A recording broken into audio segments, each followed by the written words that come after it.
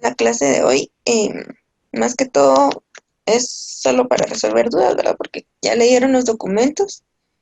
Entonces, yo les voy a dar la clase con las presentaciones que yo tengo y todo. Y de ahí vamos a estudiar. Si tienen dudas o algo, entonces me van diciendo. Tenían un corto, pero se los voy a exonerar. Entonces, prácticamente hoy solo vamos a tener clase. Tampoco me voy a estar 3 horas, chicos, porque no aguanto, me canso. Entonces, eh, y voy a estar parando por ratitos.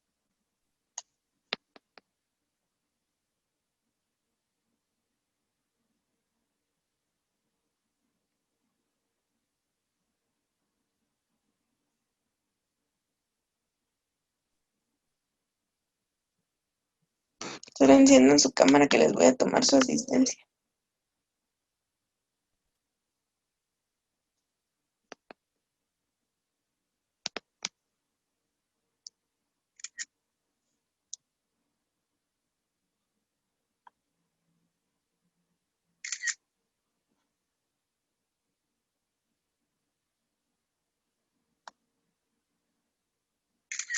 Ahí estamos.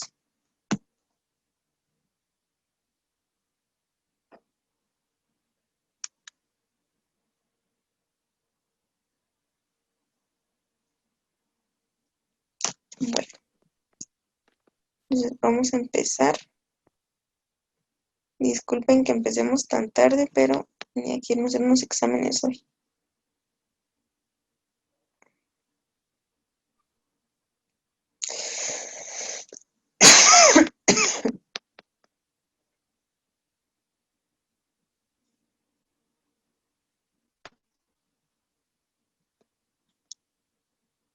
¿Logran ver ahí?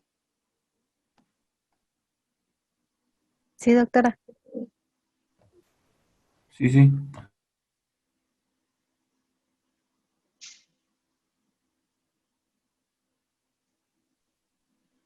¿Sí ven? Sí, Sí, doctora. doctora. Sí. Doctora.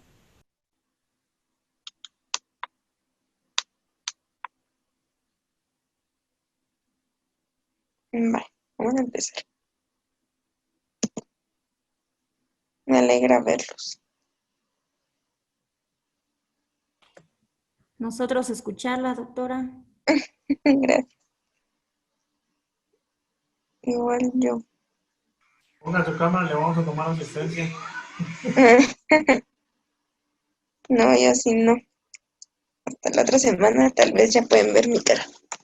Pero esta no, qué vergüenza todavía. Alegre de tenerla de vuelta, doctora. Bueno, vamos a empezar entonces. Solo clases ahí vamos a terminar. No muy tarde. Creo que las clases son un poco largas. Cualquier cosa me van preguntando.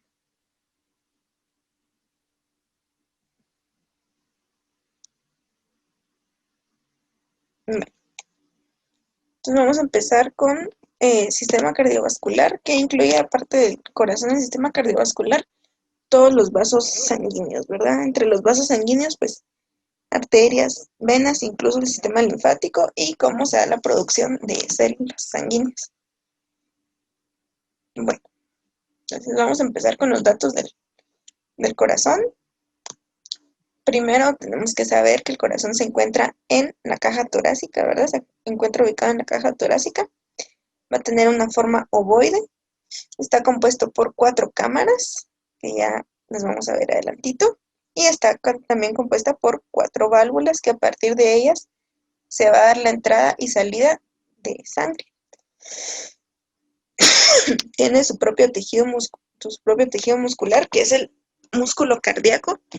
Eso se acuerdan que cuando vimos la clasificación de músculo, ahí estaba, ¿verdad? Entonces, músculo cardíaco va a pesar entre 200 a 450 gramos y se sostiene a la caja torácica a través de ligamentos, ¿verdad? Entonces, se sostiene hacia los pulmones, el diafragma y la espina dorsal. Esos son los que le van a dar sostén al corazón.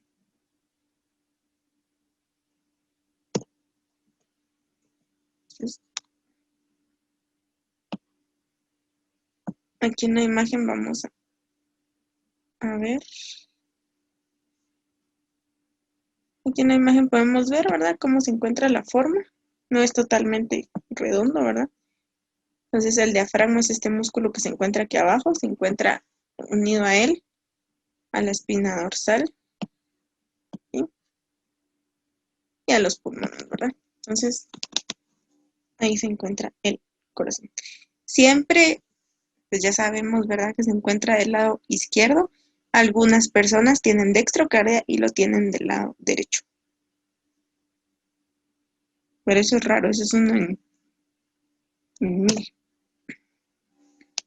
Bueno, el eje del corazón, pues vamos a ver que es más importante que todo ver el eje cuando logramos evaluar un electrocardiograma. Y es importante saber hacia dónde va el eje del corazón. Pero normalmente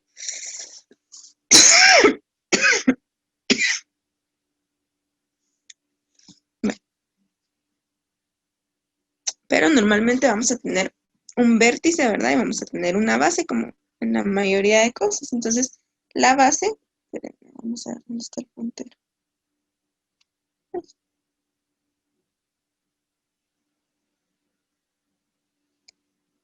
El vértice, pues, va a ser la punta que vamos a tener aquí, ¿verdad? Y ese vértice, por lo general, siempre va girado un poco hacia la izquierda. Y la base sí ya va hacia la derecha, ¿verdad? Entonces, ¿hacia dónde va la punta? Eso es importante cuando evaluamos, porque nos puede dar alguna anomalía cardíaca, ¿verdad? Cuando evaluamos un electrocardiograma. Entonces, por eso es importante que sepamos hacia dónde va a ir ubicado el eje del corazón. Pero si la forma en la que vamos a lograr evaluar el eje solo va a ser a través de un electro.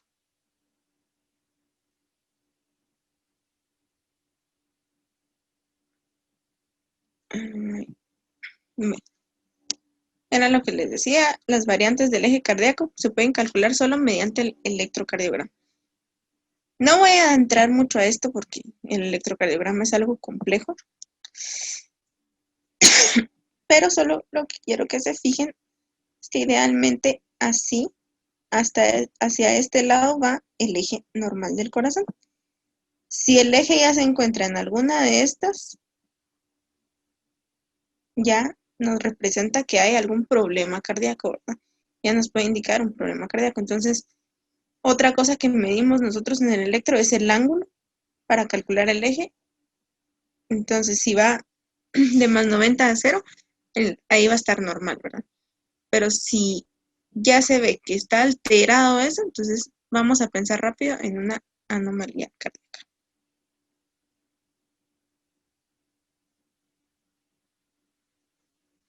Bueno, ahora sí vamos a lo que es importante para nosotros.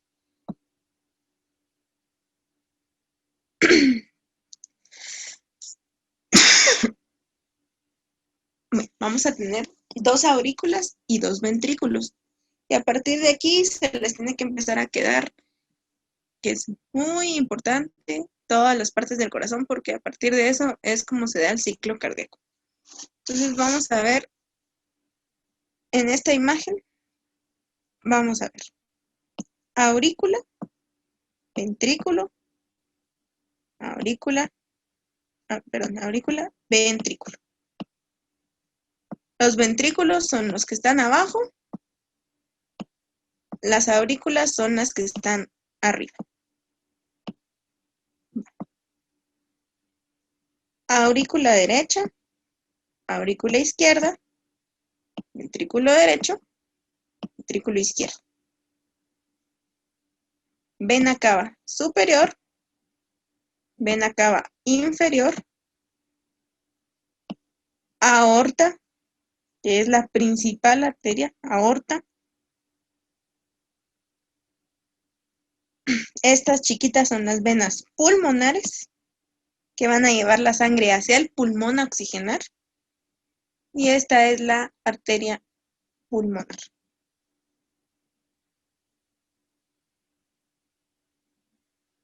Se los repito otra vez. Eso sí tienen que aprendérselo bien.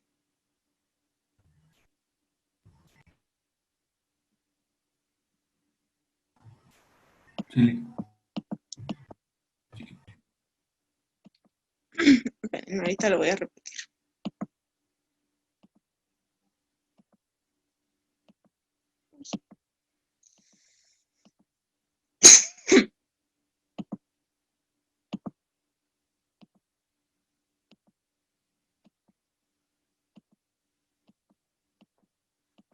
Vamos otra vez.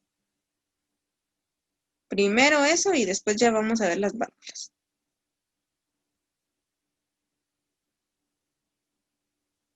Bueno. Aurícula derecha, aurícula izquierda, ventrículo derecho, ventrículo izquierdo.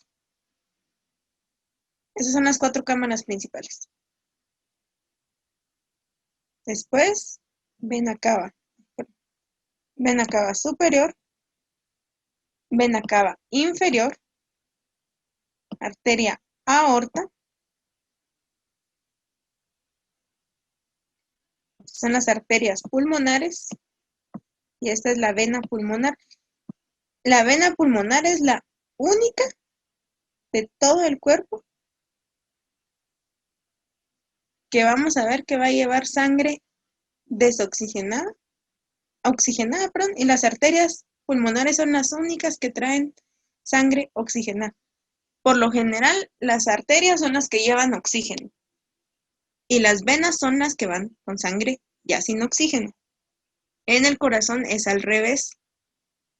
Las venas pulmonares llevan oxígeno y las arterias no llevan oxígeno. Solo esta es la única alteración que hay en todo el cuerpo.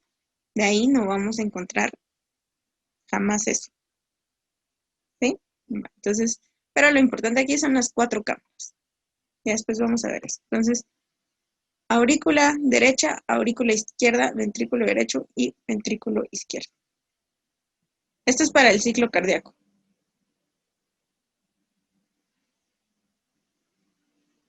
Bueno. De ahí con las válvulas. Quiero ver dónde hay otra. Esta. Vale. La primera es la que se encuentra entre la aurícula derecha y el ventrículo derecho, es la válvula tricúspide.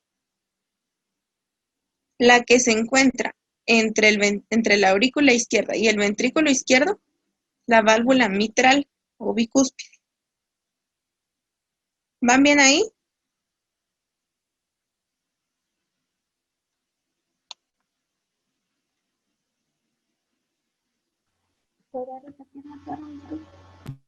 ¿Van bien hasta ahí, chicos? Sí, bueno. Vale. Hay alguien ahí, creo que quiere que repita. ¿Quién? Perdón, pero si me están escribiendo en el chat no estoy bien. No, es que creo que no tiene mucho sonido, apenas si se lo escuchó. Vamos otra vez. Pero lo de las cámaras, eso sí quedó claro. Ya sabemos. Aurícula derecha, las 4 cámaras. Aurícula derecha, ventrículo derecho, aurícula izquierda y ventrículo izquierdo. ¿Sí? De ahí estas son las válvulas. Entonces, esta es la válvula tricúspide, esta es la válvula mitral. Luego están las semilunares que se llaman válvula aorta y válvula pulmonar. La válvula aorta, pues es esta que va hacia la aorta y la válvula pulmonar es esta que se conecta hacia la arteria pulmonar. Pasa. La que pasa de la aurícula derecha al ventrículo derecho es la válvula tricúspide. La que pasa del ventrículo derecho hacia la pulmonar es la válvula pulmonar. Va a la sangre hacia los pulmones, se oxigena y luego regresa. Entra hacia la aurícula izquierda y pasa hacia el ventrículo izquierdo por medio de la válvula mitral. Y por último, pasa del ventrículo izquierdo hacia la arteria aorta para ir a todo el cuerpo. Se los voy a repetir otra vez.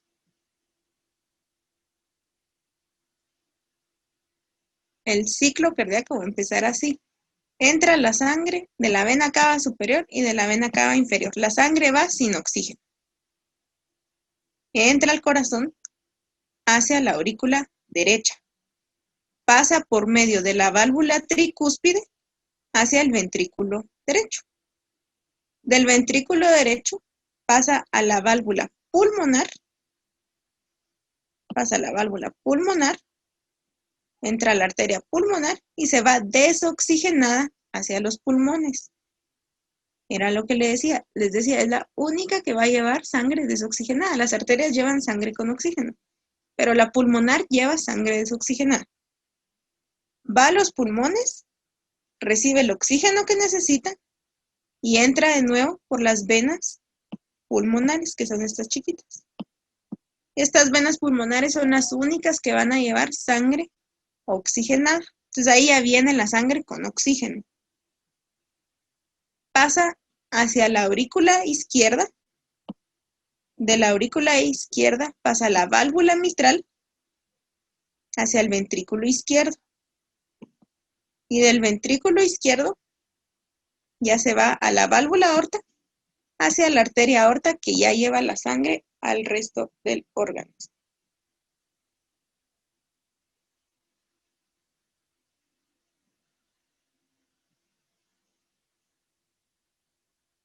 Vamos a ver, va.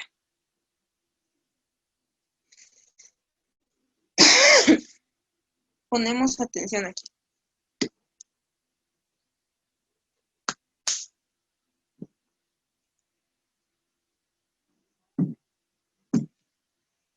Todo lo que está en azul es desoxigenado, sin oxígeno, y todo lo que está en rojo es oxígeno.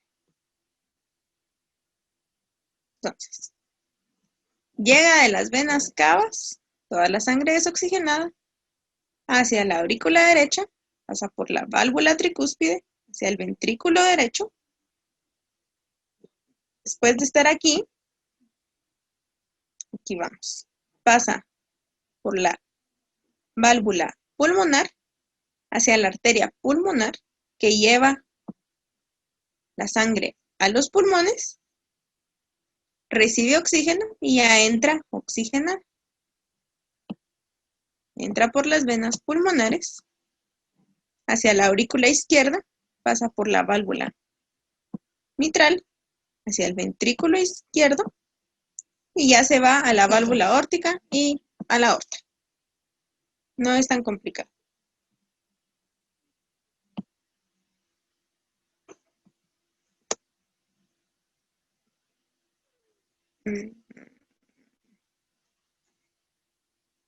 Bueno.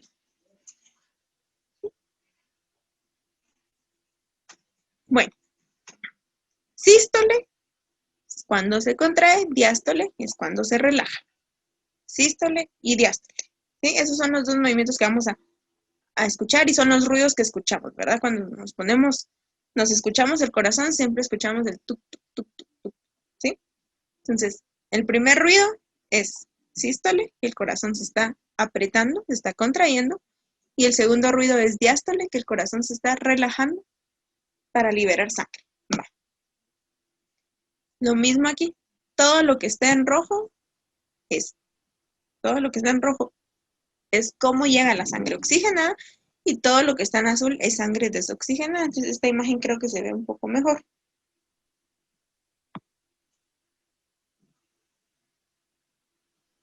A ver, alguien que me lo explique.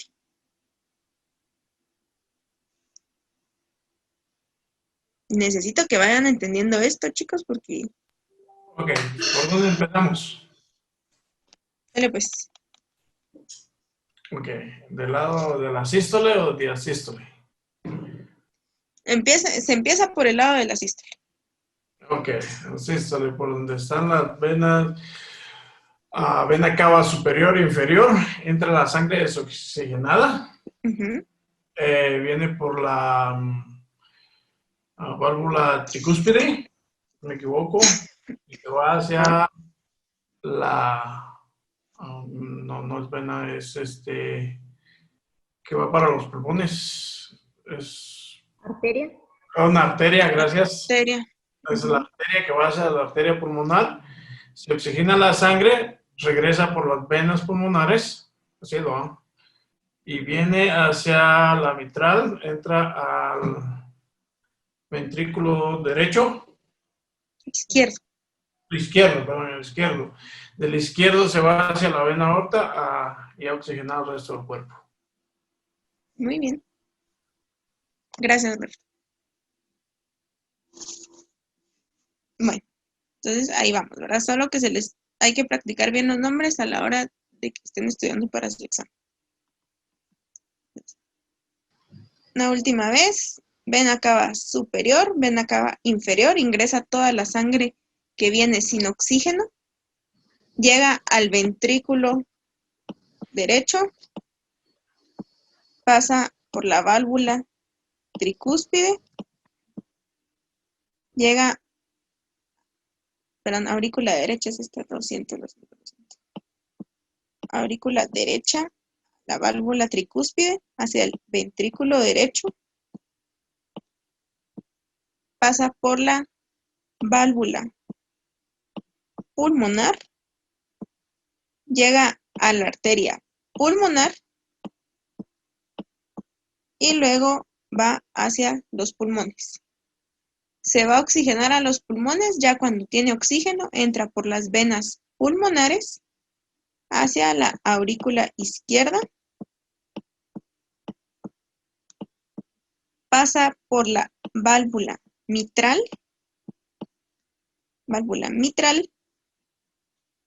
llega al ventrículo izquierdo y luego pasa por la válvula aorta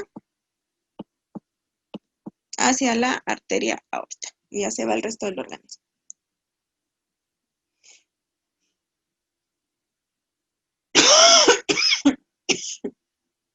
Bueno,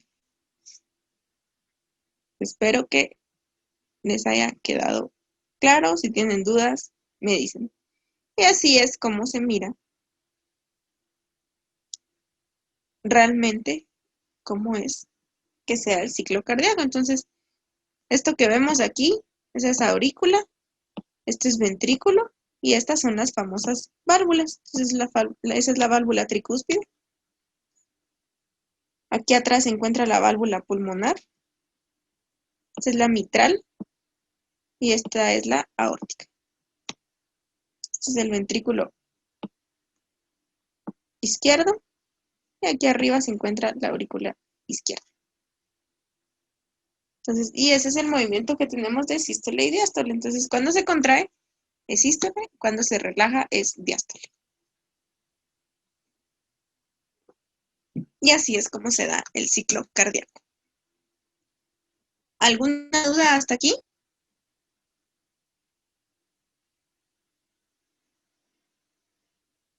Ahí está, ¿verdad? Eso se da rapidísimo. No van a creer ustedes que ya es largo, pero eso se da rápido, ¿verdad? El corazón nunca deja de latir. Entonces, así es como se da. Entonces, aquí en la imagen vemos cómo se vacía la sangre desoxigenada y cómo se llena de sangre oxigenada.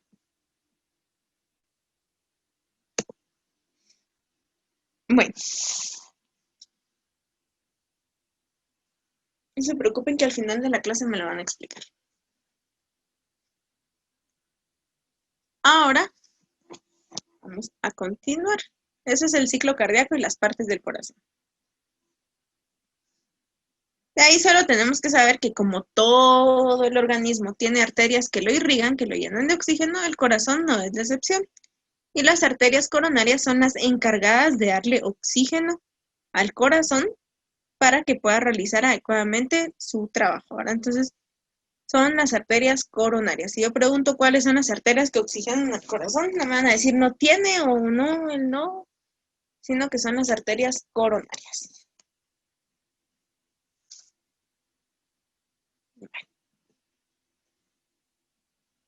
vamos con las características de la circulación. La circulación sanguínea de todo el organismo tiene 3 características principales. Primero es que es cerrada, ¿verdad? La sangre se mantiene puramente en los vasos, jamás se sale de los vasos.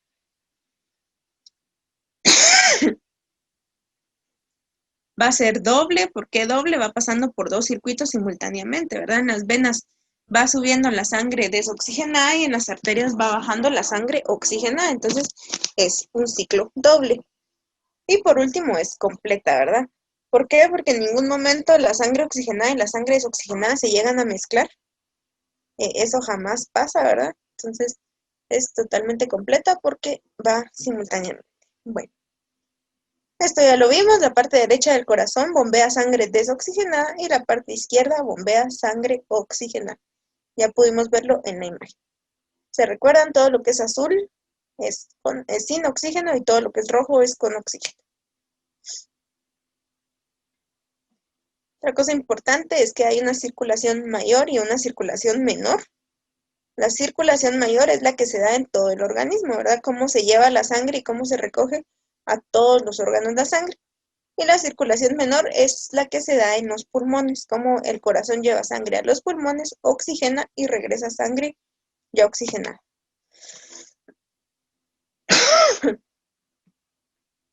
Doctora, ¿la oxigenación al cerebro?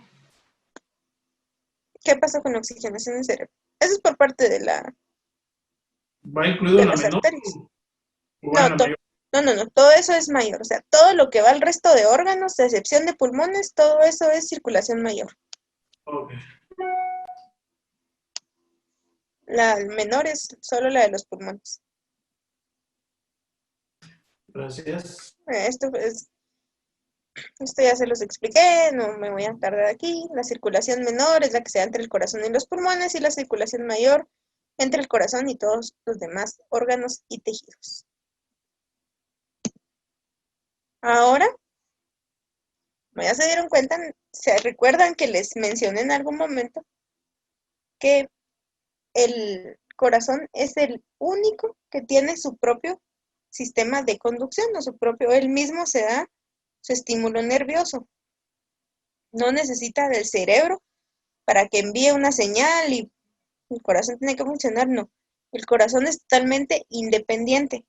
Entonces, para que se pueda dar el ciclo cardíaco, tenemos que tener un sistema eléctrico, ¿verdad? O un sistema de conducción que es independiente totalmente del cerebro. Eso sí quiero que se les quede. Es totalmente independiente. Él solito produce su estímulo nervioso y no depende de nadie.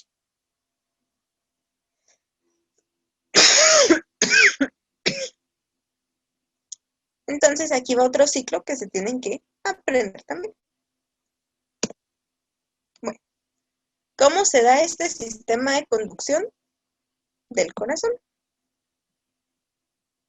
Entonces, vamos a empezar de aquí. Este es el nódulo sinusal. Este que está aquí. Ahí se empieza la señal.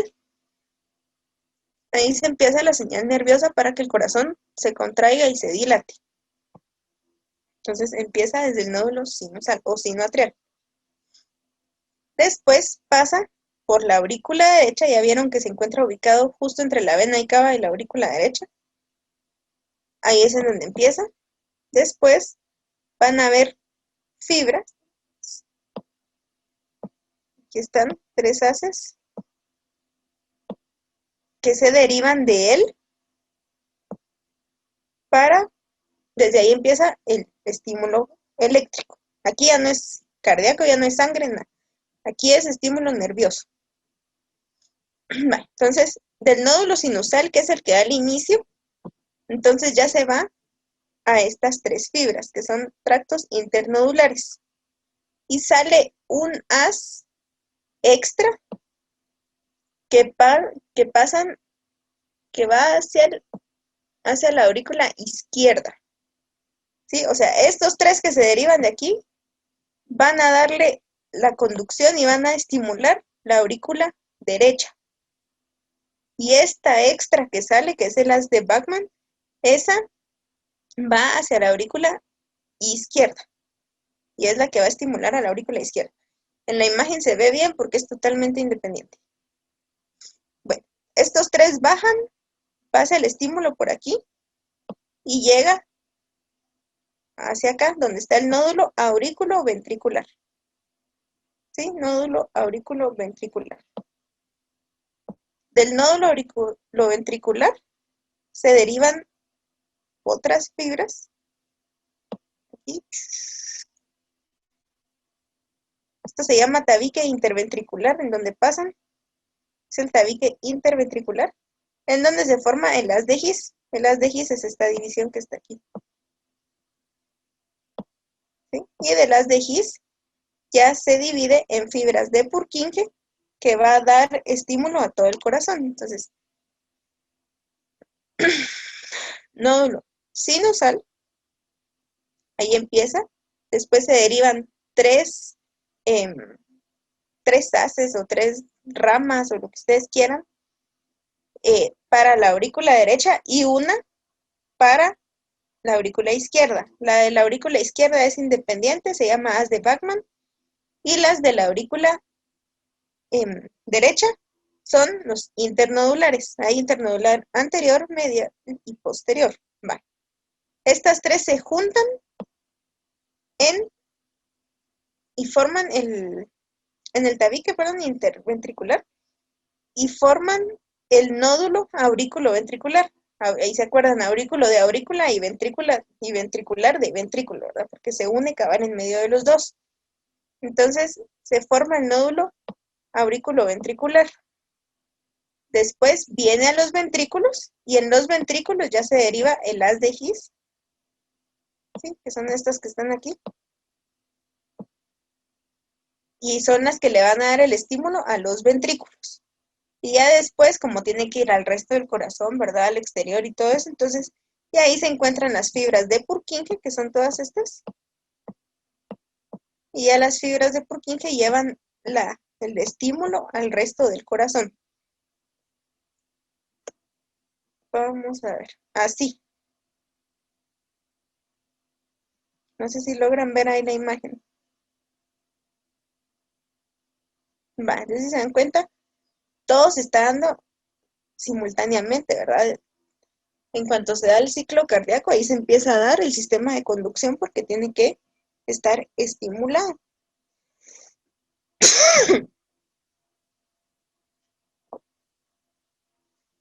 Vale. Entonces, nódulo sinusal, vamos a ver otros.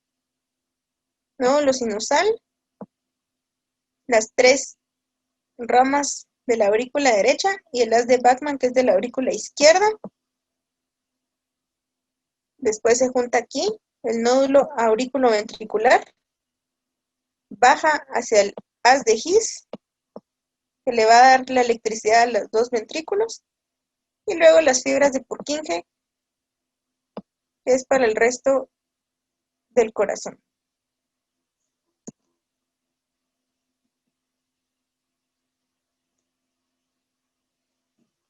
¿Sí van bien ahí?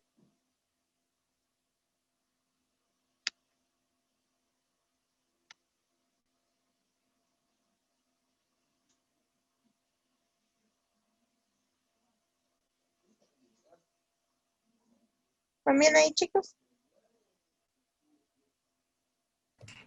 Sí, doctora. ¿Mm? Sí. No sé cómo van los compañeros. Sí, doctora, todo bien. Vale. Sí, doctora, todo bien. Vale. Eso lo tienen que practicar y se les tiene que ir quedando. Y quiero que sepan que todo sea en milésimas de segundo y sea simultáneamente, ¿verdad? El corazón no se puede quedar sin electricidad ni un momentito. Ahí se va dando despacio para que veamos cómo es que se recorre todo el corazón. Y eso es lo que nos va a dar, eso es lo que nosotros vemos en el EKG. Si lo repetimos, vamos viendo cómo se va llenando el EKG. ¿Sí? Entonces, porque lo que nosotros medimos en el EKG es el impulso eléctrico del corazón. Si hay un bloqueo o algo, entonces no se da el trazo normal del EKG, sino que se ven alteraciones. Y eso es lo que se mide, el impulso eléctrico. Y ahora en el ecocardiograma sí logramos ver cómo se está dando el ciclo cardíaco en sí. No voy a entrarme a esto, solo el electrocardiograma, pues qué ondas son las que miramos. La onda P, el complejo QRS y la onda T. La onda P nos indica la despolarización auricular, o sea, cuando la aurícula empieza todo en el nódulo sinusal. El complejo QRS ya cuando pasa al ventrículo. Entonces, son estas 3 ondas. Y después la onda T, ya la repolarización del ventrículo, ¿verdad? Ya cuando ha pasado el ciclo. Entonces, eso es lo que logramos ver en el EKG. Si consumimos nosotros alguna droga, si nos da un infarto, si hay un bloqueo, cualquier cosa de esas, entonces la vamos a ver en un electrocardiograma. Igual que si tenemos taquicardia o si tenemos bradicardia, la vamos a ver en el electro. ¿Por qué? Porque el ciclo cardíaco el ciclo de conducción se está alterando, entonces nos marca en dónde se está dando el daño.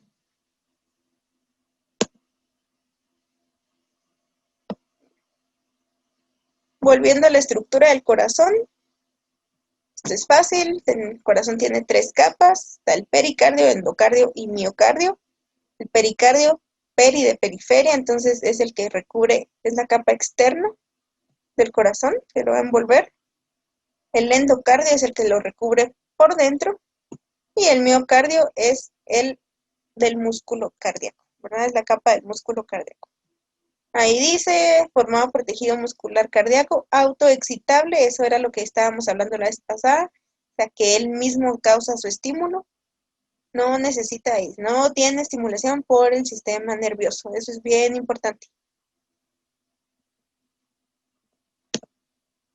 Bueno, ¿van bien hasta ahí? Sí, doc. Vale. El corazón es sencillo, media vez se les queda el ciclo cardíaco y el ciclo de conducción, el corazón es bien sencillo. No tiene mayores estructuras, se tienen que aprender bien dónde pasa cada válvula, cuál es el nombre de cada válvula. Ahora vamos con los vasos sanguíneos.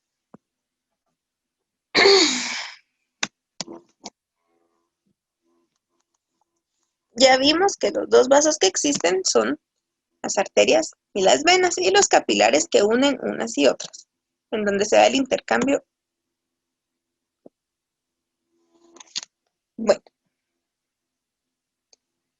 ¿cómo están formadas las arterias? Las arterias, pues ya sabemos que son las que van a llevar sangre oxigenada desde el corazón hacia el resto de los órganos o de los tejidos. ¿Se acuerdan que solo la arteria pulmonar es la que no? Tiene 3 capas, está la túnica adventicia, que es la capa externa, está la túnica media, que es la fibra muscular, y la túnica interna, que está formada por endotelio. Entonces, esas son las 3 capas de las arterias.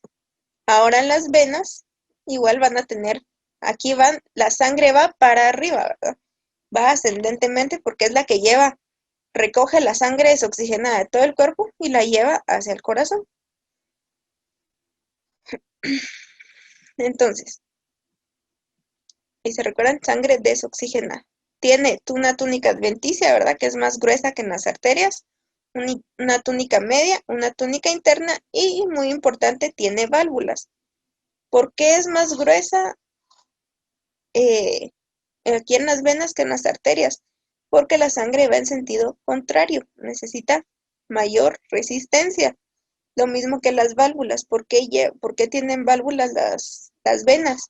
Porque la sangre va subiendo. Entonces, para que no se regrese la sangre, es que tienen estas válvulas, ¿sí?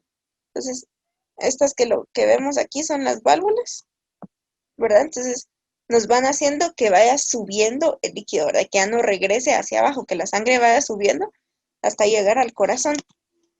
Entonces, por eso es que tienen válvulas y que tienen que ser más resistentes, por el sentido en el que va la sangre.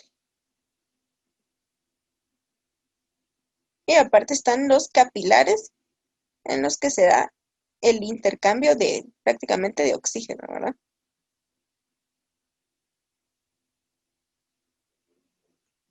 Ahí se recuerdan de esta imagen porque tenemos que ver sistema linfático también. Siempre que hay una arteria y una vena, a la par hay un canal linfático, ¿verdad? Siempre, siempre, siempre. Pasa un capilar linfático, que es el que va recogiendo el exceso de líquido que van dejando las venas o las arterias, o que se encuentran en el organismo. Ya lo vimos. Así es como se da. Si se dan cuenta, lo que decíamos anteriormente, ¿verdad? A pesar de que entre los capilares se da el intercambio entre sangre oxigenada y desoxigenada, ustedes ven que jamás se une la sangre. Nunca, nunca se mezcla la sangre. Entonces, esa es la característica tan bonita que tiene el sistema circulatorio.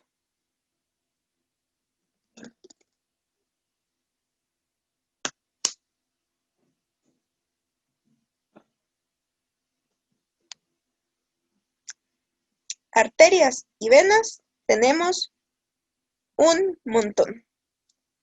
En todo va pasando arterias y venas. Si ustedes logran ver aquí, si yo los pongo a aprenderse esto, se me van a volver locos.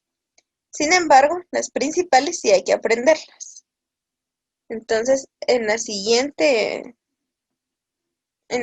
presentación, ahí vamos a ver las principales. Y literalmente, chicos, solo las principales, porque si ustedes logran ver, de verdad son un montón de arterias y de venas, ¿verdad? Si logramos ver, hasta tenemos palmares, tenemos en los dedos interdigitales, en fin, tenemos una cantidad de arterias y venas. Siempre a la par de una arteria tiene que ir una vena, ¿verdad? Porque una lleva sangre con oxígeno y la otra sin oxígeno, la recoge. Entonces siempre tienen que ir de la mano. ¿Verdad? Pero esto solo era para que vieran la magnitud de cantidad de venas y arterias que tenemos. Pero no os voy a poner a aprenderse todas. De ahí el sistema linfático, que también es parte del sistema cardiovascular.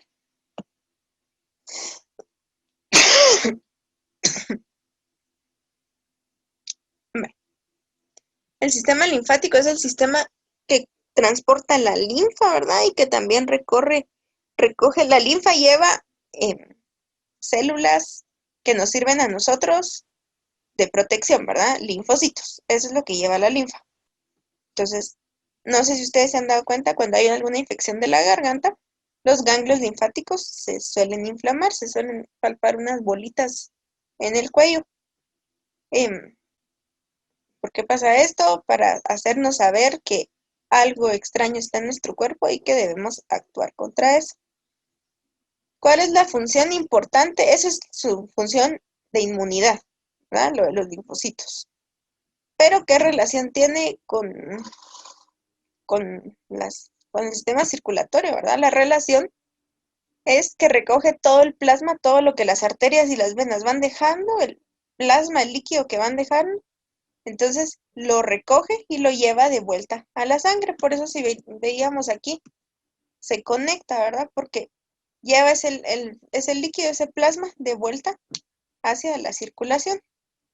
Entonces esa es la relación y la importancia que tiene el sistema linfático en el sistema cardiovascular.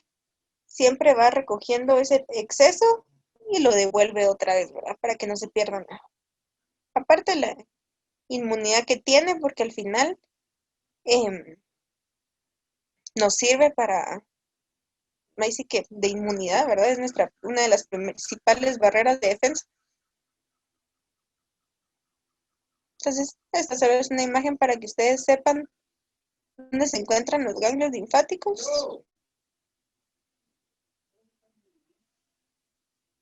Ya vieron que tenemos ganglios en casi todo el cuerpo, a excepción aquí arriba hay, pero muy pocos, casi no. Pero de ahí tenemos en todo el cuerpo. Una pregunta, ¿el vaso en ¿Manda? sí, una pregunta, ¿el vaso en sí qué función tiene en el sistema circulatorio entonces? Formación de células sanguíneas. Y eso ayuda en... Forma las células, forma glóbulos blancos, glóbulos rojos. ¿Qué pasa si uno se daña el vaso? Va a disminuir su producción de células sanguíneas y eso le puede causar anemia, le puede causar problemas infecciosos. Las personas que no tienen vaso están más propensas a padecer más infecciones porque no tienen la cantidad adecuada de glóbulos blancos. Ok, gracias.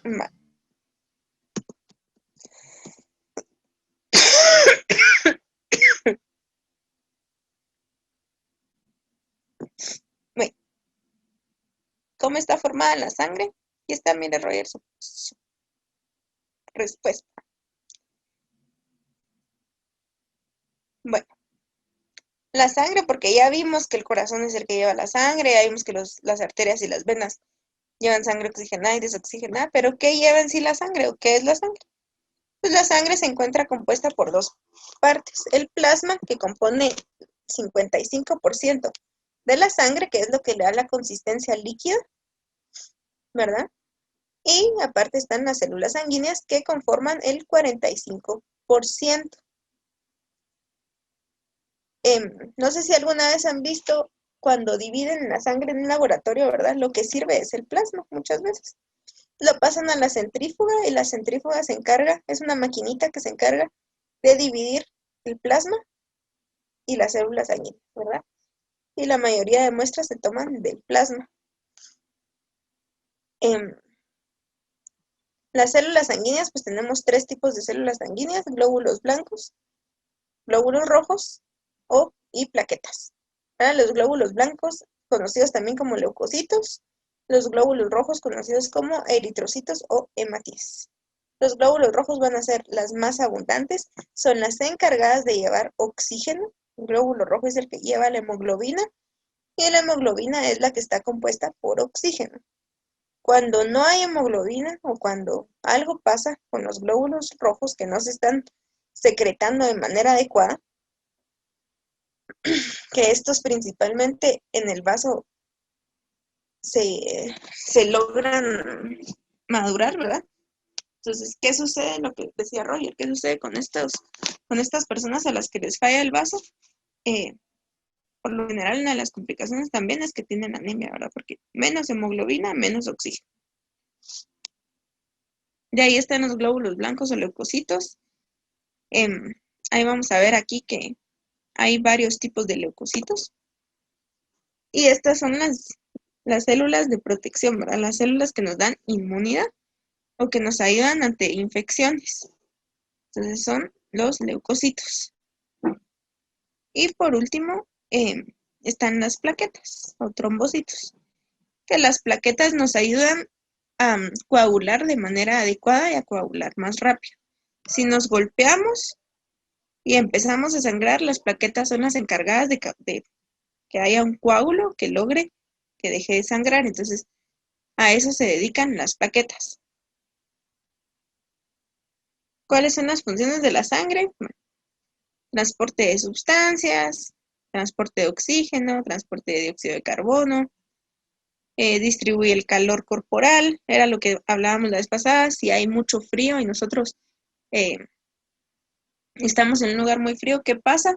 Se contraen los vasos para darnos calor, y si estamos en un lugar muy caliente, se dilatan los vasos para darnos frío, ¿verdad? Entonces se encarga de la temperatura corporal.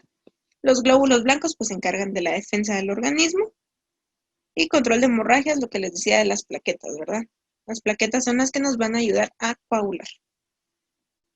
Entonces, estos son los tres tipos de células sanguíneas y esto es lo que compone la sangre. Y el plasma, ¿verdad? El plasma es importante. Por ejemplo, si vamos a ver creatinina o vamos a ver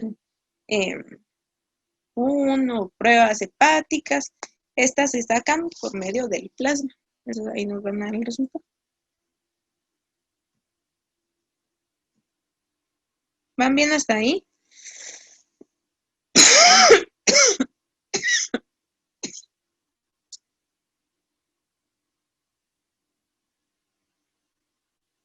¿Van bien hasta ahí, chicos? Sí, doctora. Vale. Ahora aquí, la producción de células sanguíneas se llama hematopoiesis. Y este es el proceso de hematopoiesis. Entonces, en la médula ósea, eso ya lo habíamos visto cuando vimos huesos, la médula ósea se encargaba de la formación de células sanguíneas también, ¿verdad? ¿Se recuerdan de eso? Bueno. ¿Qué tipo de células sanguíneas ya vimos, verdad? Glóbulos rojos, el glóbulo rojo es fácil, se forma fácil. Plaquetas también, ahorita vamos a ver que se forman fácil. Pero glóbulos blancos tenemos varios tipos, no solo un tipo. Tenemos linfocitos, tenemos monocitos, tenemos eosinófilos, tenemos basófilos y tenemos neutrófilos. Entonces, glóbulos rojos, solo glóbulos rojos. Plaquetas, solo plaquetas. Pero glóbulos blancos, vamos a tener linfocitos, monocitos, eosinófilos, basófilos y neutrófilos. ¿Vamos bien ahí? Yo digo.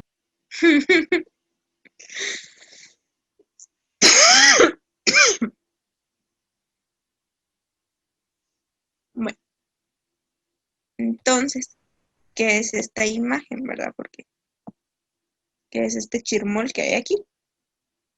Pues no es nada más que cómo se van a formar todas estas células. Entonces, si logramos ver aquí, siempre hay una célula madre y de esa célula madre se derivan el resto de las células.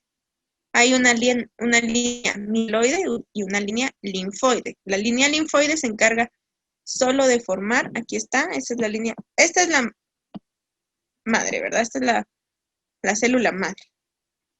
De esta célula, entonces se deriva la línea linfoide que se encarga de formar linfocitos T y linfocitos B. Y la línea mieloide, de aquí salen el resto de células. De ahí salen los eosinófilos, los monocitos, los basófilos, los neutrófilos, los eritrocitos y las plaquetas.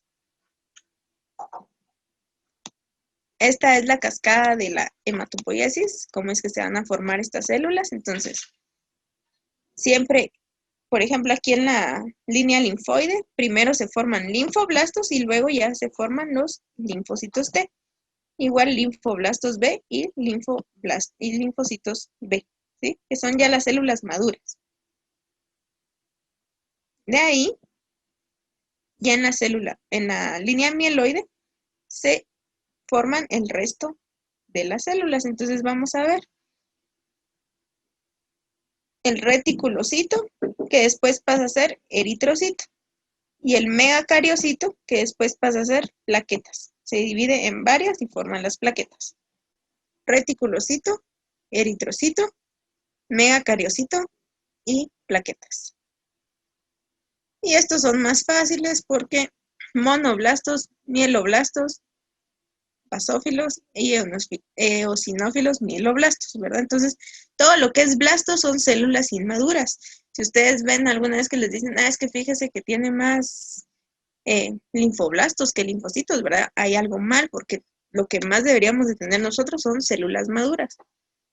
Entonces, todo lo que termina en blasto se refiere a algo inmaduro. Entonces, a partir de estas, ya se forman las meras células que nos van a servir, los granulocitos. Los eosinófilos nos sirven más cuando hay alergias. Cada uno tiene su función, ¿vieron? Entonces, los eosinófilos se van a elevar. Si tenemos una infección, ¿qué se va a elevar? Los leucocitos, pero empecemos por ahí. Si tenemos una infección, se elevan los glóbulos blancos o leucocitos. Si es viral, por lo general, los linfocitos son los que se van a elevar. Si es bacteriana, entonces son los monocitos los que se alteran, o los neutrófilos. Eso es lo que más se va a alterar.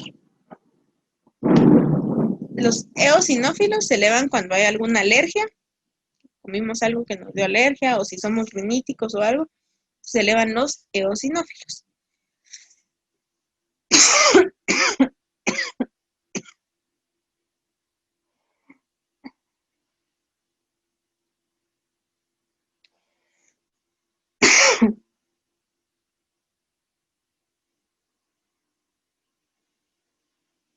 Bueno, y los basófilos se alteran más cuando vamos a encontrar células malignas, ¿verdad? Entonces, lo menos normal que debemos ver son basófilos. Los basófilos casi siempre se mantienen bien, ¿verdad? Pero si nosotros llegamos a tener los basófilos un poco elevados, entonces hay que pensar en algo maligno, ¿verdad? Que está atacando al cuerpo. Entonces, eso es muy importante que lo sepan. Pero prácticamente es una ilustración para que ustedes vean cómo es que se da la formación de células sanguíneas. No es nada más que así, ahí están y se forman de la nada. No, tienen un proceso también, ¿verdad? Y tienen también cierta vida. Después de cierto tiempo se mueren y se generan nuevos. Entonces estamos en constante recambio. Bueno, se recuerdan que se llama hematopoiesis.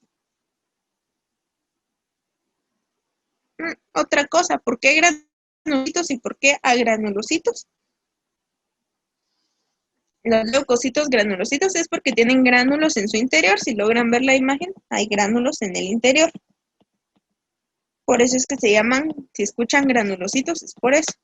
Y agranulocitos, porque no tienen gránulos en el interior, ¿verdad? Simplemente está ahí la célula y no tiene nada en el interior. Eso solo es por cultura general.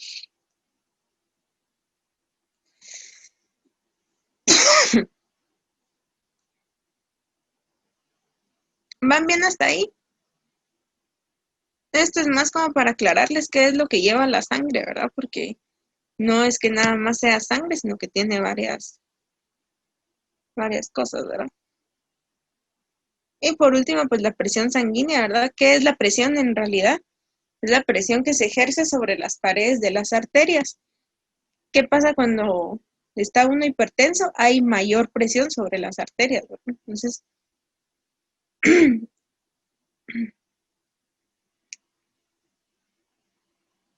perdón. Bueno, la presión máxima, ¿verdad? O sea, el 140, 180, 120, etcétera, nos va a decir cómo está la sístole ventricular. Y la menor, ¿verdad? Nos dice cómo está la diástole, ¿verdad? Entonces, depende de cómo está la presión de las arterias o de las paredes para saber cómo está funcionando nuestro corazón. Siempre que una persona va a estar hipertensa, por lo regular se pone taquicárdica, ¿verdad? Porque el corazón está trabajando de más. Entonces, y ya sabemos cuál es el nivel normal en un adulto. La presión sistólica, más o menos de 80 a 120 se toma como bien, ¿verdad? Otras literaturas dicen que 90, pero por lo general de 80 a 120 se toma como bien. A partir de ahí, de 120 para arriba, y hay que pensar que no debería, incluso hasta 130 ahora lo están tomando hasta 130, pero ya a partir de 130 ya se toma como una presión alta.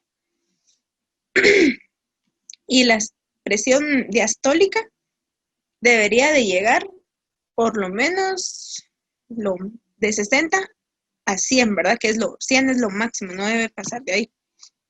Entonces, si pasa de ahí, quiere decir que está hipertenso. Entonces, esto también es parte del corazón. La presión nos va a decir cómo es que se está ejerciendo esa fuerza sobre las paredes de las arterias.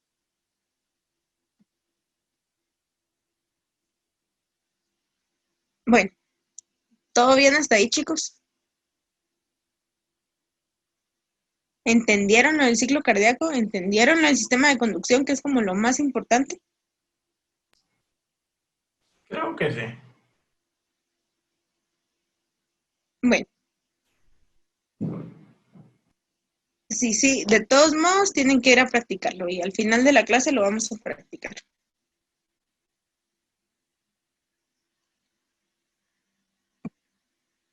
Entonces, de cardiovascular hasta ahí estamos. Ahora vamos a ver lo de las arterias y las venas.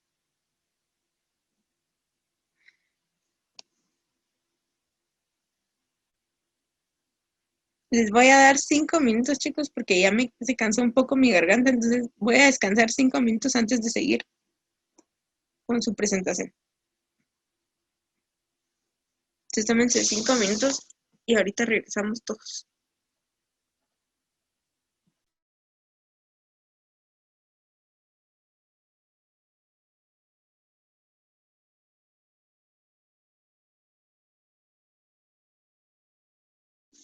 Bueno, vamos a seguir.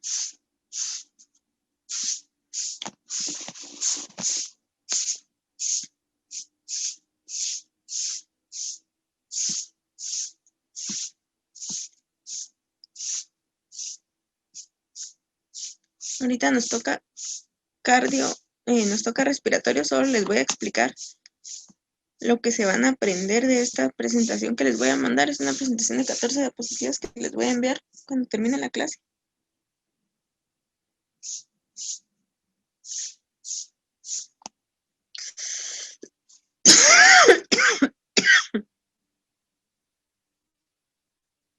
Bueno, entonces el sistema circulatorio, pues ya vimos a qué se refiere, a todas las arterias y las venas que van a recorrer nuestro organismo, pero tenemos algunas principales. Entonces, prácticamente las que nos vamos a aprender, que son como las principales, está el callado aórtico, que es la aorta que sale del corazón, ¿verdad? Entonces sale el corazón y se forma el callado aórtico, que tiene tres troncos principales. Están las subclavias, la subclavia derecha y la subclavia izquierda. Está la carótida derecha y la carótida izquierda. Las carótidas son las que van hacia arriba y llevan circulación al cerebro, por eso son importantes. Carótida izquierda y carótida derecha. Y las subclavias van hacia las extremidades superiores. Llevan la circulación hacia las extremidades superiores. Y el tronco brachiocefálico, pues es de donde sale la rama de la subclavia derecha y la carótida derecha. Entonces, el callado aórtico es la aorta que sale del corazón, ¿verdad? Esto es lo que sale del corazón. Si ven la imagen, esto es lo que sale del corazón. Después salen estas tres ramas de aquí encima, ¿verdad? El tronco brachiocefálico, que se divide en subclavia derecha y carótida derecha. Está la carótida izquierda y la subclavia izquierda. Las carótidas son las que se van a ir para arriba para llegar a dar irrigación al cerebro. Y las subclavias se van a ir a los lados para dar irrigación a las extremidades superiores. Después se divide el resto, bueno, ya vieron aquí, ¿verdad? Entonces estas son las tres ramas. Después, si logran ver, el callado continúa, ¿sí? Y se forma la rama de la aorta torácica, que va al tórax, y la aorta abdominal, que va a dar las ramas del abdomen, ¿sí? Para que vayan a los órganos del abdomen.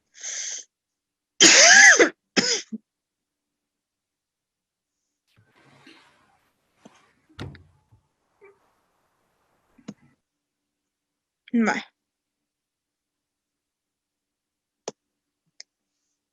Después, como siempre ya les dije que una arteria y una vena, está la vena cava, ahí se recuerdan, la cava superior y vena cava inferior. La vena cava superior es la que va a recoger la sangre del cerebro y de las extremidades superiores, la sangre que va sin oxígeno. Y la vena cava inferior recoge toda la sangre desoxigenada de las extremidades inferiores del abdomen y del tórax. Entonces, vena cava superior y vena cava inferior. ¿Van bien ahí, chicos? 2, 3. ¿Dónde se quedaron? En el principio. Ay, Dios. No, es que hay muchos nombres que hay que aprenderse, literalmente, pero sí vamos entendiendo más o menos cómo funciona Qué vaina. Sí, por eso es que les digo que estas se las voy a enviar para que vayan ustedes leyéndola. La cara de reír. La anterior también, ¿Mm? la anterior también la pueden enviar. Todas se las voy a enviar, pero esta sí necesito que la lean bastante. Okay, thank you very much. Y que si ya se dieron cuenta, les estoy dando como solo los nombres principales, ¿verdad? Porque si solo ven aquí, tenemos vena pulmonar derecha, vena pulmonar izquierda, vena suprahepática, vena cava inferior, vena yugular. Entonces, y son un montón de venas, ¿verdad? Las yugulares llegan a desembocar a la cava superior. Y todo lo que va del estómago, del hígado, del páncreas, esas van a desembocar a la cava inferior. Y ya llegan al corazón, ¿verdad? Entonces, así como la aorta era la arteria principal, la vena cava es la vena principal. Aquí tenemos dos venas principales, la vena cava y la vena aorta. No. Arteria, aorta. Arteria aorta. La aorta es arteria. Ok. La vena es vena. Ok, pero entonces tenemos una importante de cada una vena importante y una arteria importante también. Son como las principales, ¿verdad? Porque al final son las que llegan a desembocar al corazón. La arteria, la aorta sale del corazón al resto del cuerpo y la cava llega al corazón con el resto de la sangre, ¿va? De las demás ramas. No se vayan a confundir con que solo estas están, no, ¿verdad? O sea, tienen un montón de ramas más, pero yo no me voy a meter a darles todos esos nombres porque no terminamos hoy. Sí, no se me quedan tampoco. No, yo sé.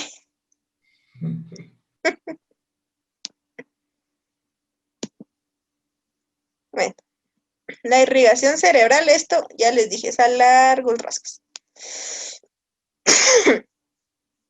La irrigación cerebral va a llegar la sangre oxigenada por medio de ahí. Las principales aquí pues son las cerebrales, las comunicantes y la basilar, y luego ya bajan las vertebrales. Denme un ratito, disculpen.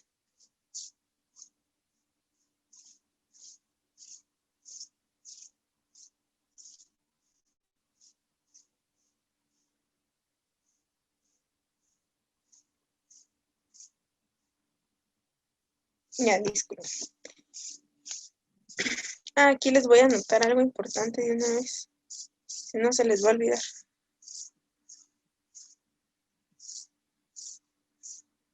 Bueno, me les voy a anotar algo.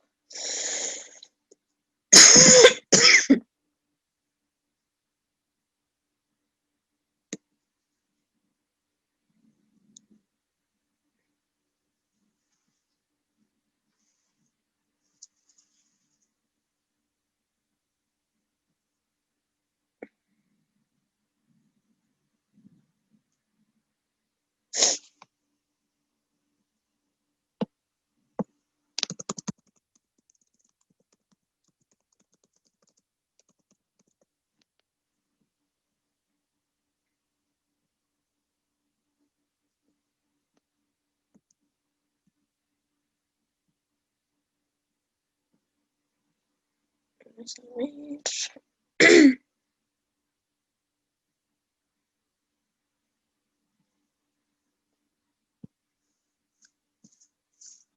Ahí está. Entonces, para que se les haga un poquito más fácil, esto se conoce como polígono de Willis. Esa estructura que vemos ahí, que le da irrigación al cerebro y a todo el cráneo. Entonces, el polígono de Willis es el que está formado por las arterias cerebrales, por las arterias comunicantes y por la arteria basilar. Ahí, cerebral anterior, cerebral media y cerebral posterior. Hay cerebelar, hay un montón. Yo de verdad solo quiero que sepan como qué es lo que le da irrigación al cerebro. Si quieren me ponen el polígono de Willis, ¿verdad? Pero que sepan eso. ¿Quién lleva sangre oxigenada al cerebro? El polígono de Willis, ¿verdad? ¿De dónde sale la sangre oxigenada? De la aorta. ¿A dónde va a desembocar la sangre desoxigenada al corazón? A las venas cavas, ¿verdad? Eso es lo que yo quiero que ustedes se aprendan, pero sí que se aprendan los nombres, pues, pero por lo menos para que se les facilite un poco. Bueno, si yo los pongo, a ver, ¿cuál es la arteria cerebral que se encarga de ir a irrigar el tercio? No, pues, eso no lo vamos a hacer. Listo. Pero por lo menos que se les quede esto. ¿Qué manda? El polígono de Willis dijo, usted mencionó que es el que también da oxígeno al cerebro. Es el que le da oxígeno al cerebro. A ver. Entonces se conoce como polígono de Willis. Y el seno cerebral, que es el que recoge la sangre desoxigenada del cerebro, ¿verdad? Entonces, igual, solo para que lo miren y sepan que hay un seno sagital, que es el que va a recoger la sangre, ¿verdad?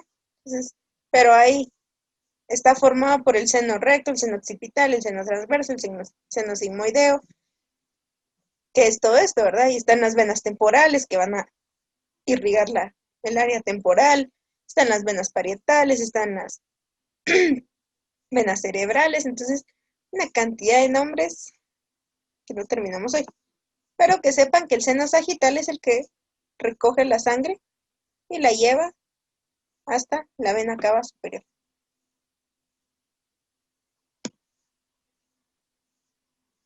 La irrigación torácica es está por medio de la arteria torácica. ¿Se recuerdan que les dije que está el callado aórtico, la arteria torácica y la arteria aorta abdominal? Entonces la aorta torácica se encarga de darle irrigación a las costillas, a los músculos de las costillas y todo eso. Se derivan todas estas, ¿verdad? Las arterias vertebrales, las arterias intercostales, las arterias bronquiales, la musculofrénica, entonces la epigástrica superior, la esofágica. Entonces la torácica, la aorta torácica saca todas esas ramas. Pero si yo les pregunto, ¿quién irriga el tórax? Me ponen la arteria torácica, pues la aorta torácica.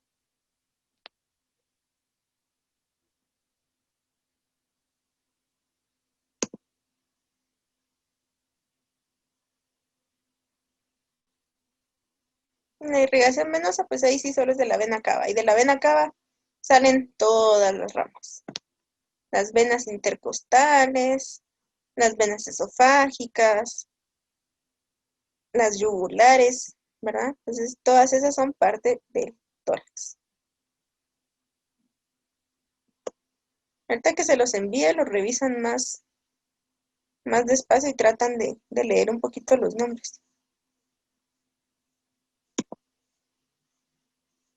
De ahí la irrigación abdominal se da por la aorta abdominal y de la aorta abdominal pues salen el resto de las ramas, ¿verdad? Entonces sale el tronco cefálico, de ahí sale la hepática, esplénica, gástrica, las frénicas, las renales, incluso de ahí salen las ováricas y las testiculares, salen de la aorta abdominal.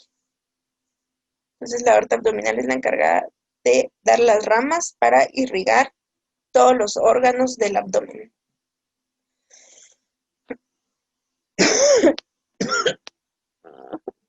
Y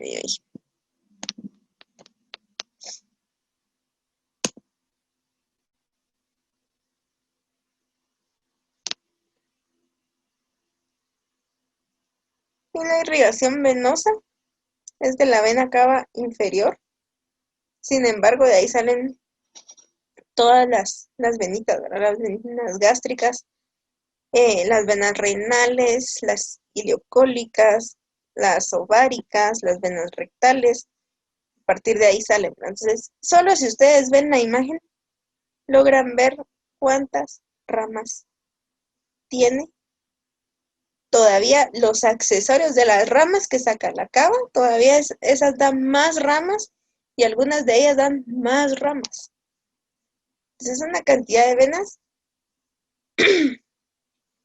son bastantes, pero por lo menos que tengan ustedes más o menos la idea de qué es lo que va pasando por ahí.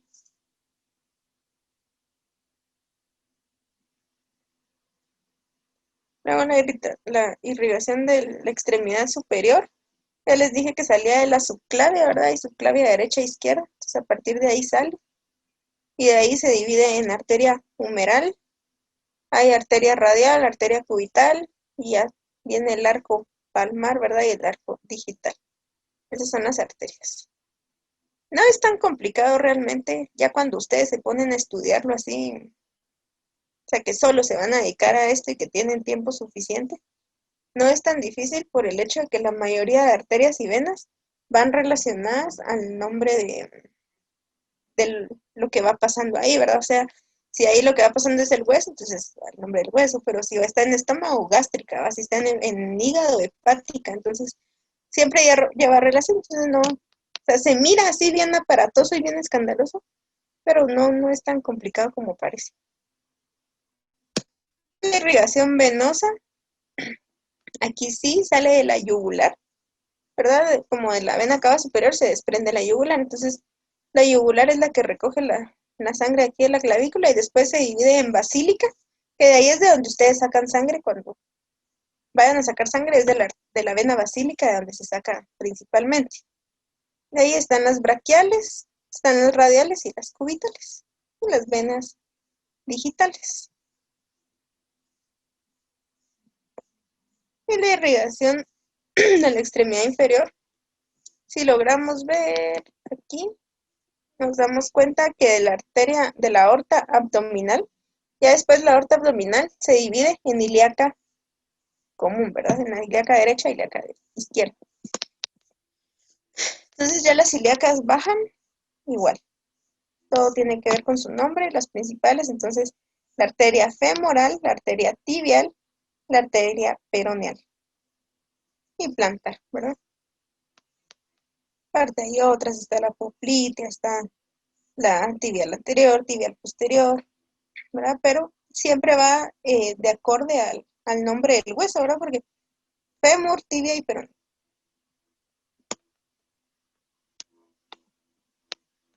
Y en la vena, pues también cambia un poquito, no mucho, pero sí algunas. Entonces está la vena ilíaca, ¿verdad? Derecha e izquierda igual. Luego la femoral, también hay una vena importante que se llama safeno mayor, que es así, recorre desde la pelvis hasta llegar al pie, ¿verdad? Y de ahí está también, hay una vena poplitea, hay una vena tibial, hay una vena perineal. Entonces casi siempre los nombres van a ser iguales o parecidos al de las arterias, siempre van a ir juntas. Así que quiten esa cara que tienen de que me está hablando porque no es tan complicado.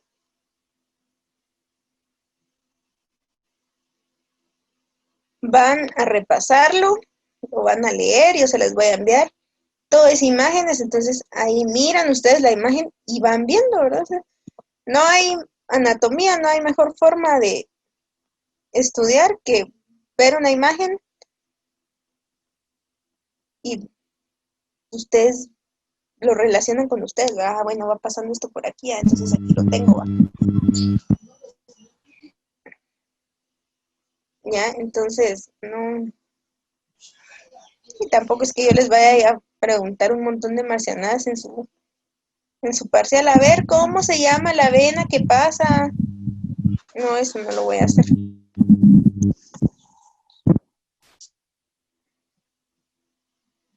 Entonces, esas se las voy a enviar y ustedes las revisan más despacio para que se les vaya quedando un poquito los nombres.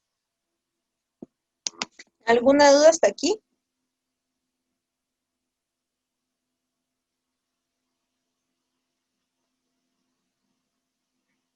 Igual, si las dudas les van a surgir cuando están estudiando, porque ahorita qué dudas van a tener si les apuesto que a puras penas si leyeron los documentos. Entonces, si las dudas les surgen ya cuando estén estudiando, ahí me preguntan. No vayan a tener pena.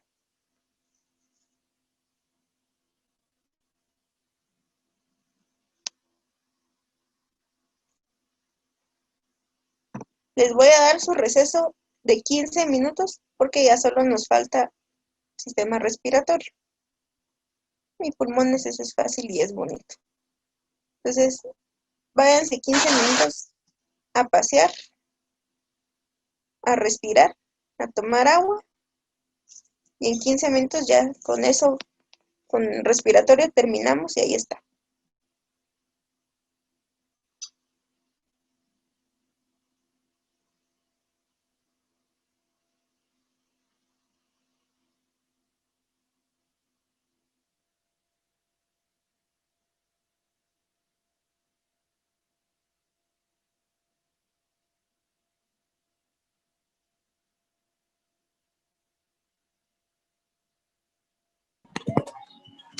Bueno, vamos a terminar entonces. Ya es lo último.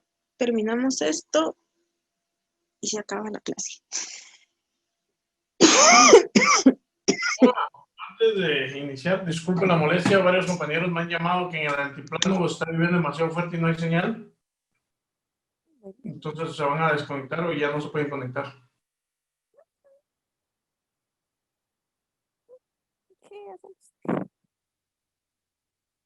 ¿Ok? Sorry por la interrupción. No tenga pena. Solo les dice que estudien, va, porque igual. Claro, yo lo digo. Va, pues. Bueno.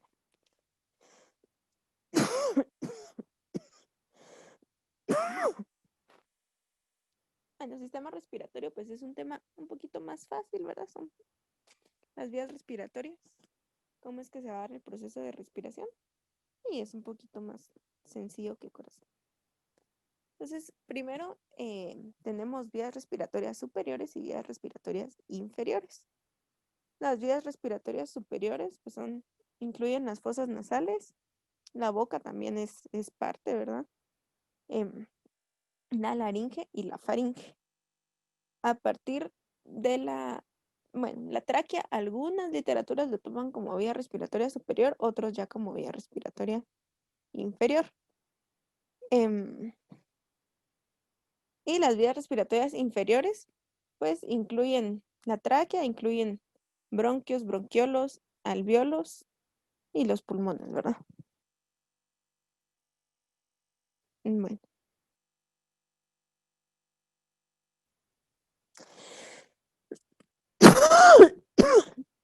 ¿Cuál es la función principal del sistema respiratorio? Pues es el intercambio gaseoso, ¿verdad? Y prácticamente es eliminar dióxido de carbono y llenar de oxígeno los pulmones, ¿verdad? Entonces, esa es la función principal del sistema respiratorio. Entonces, el intercambio gaseoso, ¿no? ¿Qué quiere decir intercambio gaseoso? Primero, más adelante lo vamos a ver, ¿verdad? Pero el intercambio gaseoso se va a dar principalmente en los alvéolos, ahí es en donde se da el proceso. Los alvéolos sacan dióxido de carbono y permiten el ingreso de oxígeno, ¿verdad? Cuando nosotros respiramos. ¿Cuánta es la respiración normal, chicos? ¿Cuál es el valor? De 20 a 22. Ujú. ¿Qué más? Va a depender de la edad de la persona.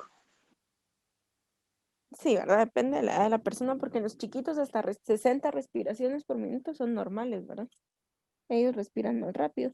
En nosotros, incluso de 15 a 25 respiraciones, pues las tomamos como normales en un adulto, ¿verdad?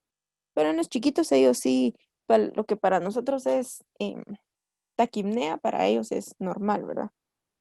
Para nosotros 60 es que estamos, pero pasados.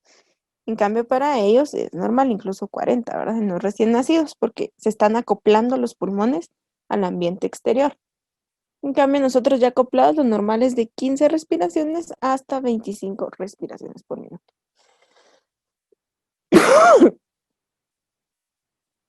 Bueno, ¿cómo se da el proceso de ventilación pulmonar, que es la función principal? Pues por medio de la inspiración y expiración. Inspiración cuando jalamos aire, expiración cuando sacamos aire. ahí se va a dar el intercambio gaseoso, ¿verdad? El aire pues obviamente lleva oxígeno, entonces ese oxígeno llega hasta la sangre, a los alvéolos, y ahí en los alvéolos se da el intercambio gaseoso. Y posteriormente, ahí se recuerdan que para que todo el cuerpo esté oxigenado, llega del corazón la sangre, sucede este intercambio y ya sale sangre oxigenada, ¿verdad? Para que no tengamos ningún problema en el organismo. Entonces vamos con las vías aéreas superiores. Primero pues están las fosas nasales, o sea, la nariz, ¿verdad? Las dos cavidades que vemos en la nariz son dos cavidades óseas situadas sobre la cavidad bucal. Se rodean por el paladar, los huesos nasales, el frontal y el etmoides. Están separadas por el tabique nasal, el tabique nasal está formado por el hueso etmoides, el vómer y el cartílago nasal. Y en las paredes laterales de las fosas nasales se encuentran lo que son los cornetes, ¿verdad? Que los cornetes nos van a permitir dar el proceso de respiración. ¿Qué manda Grayley?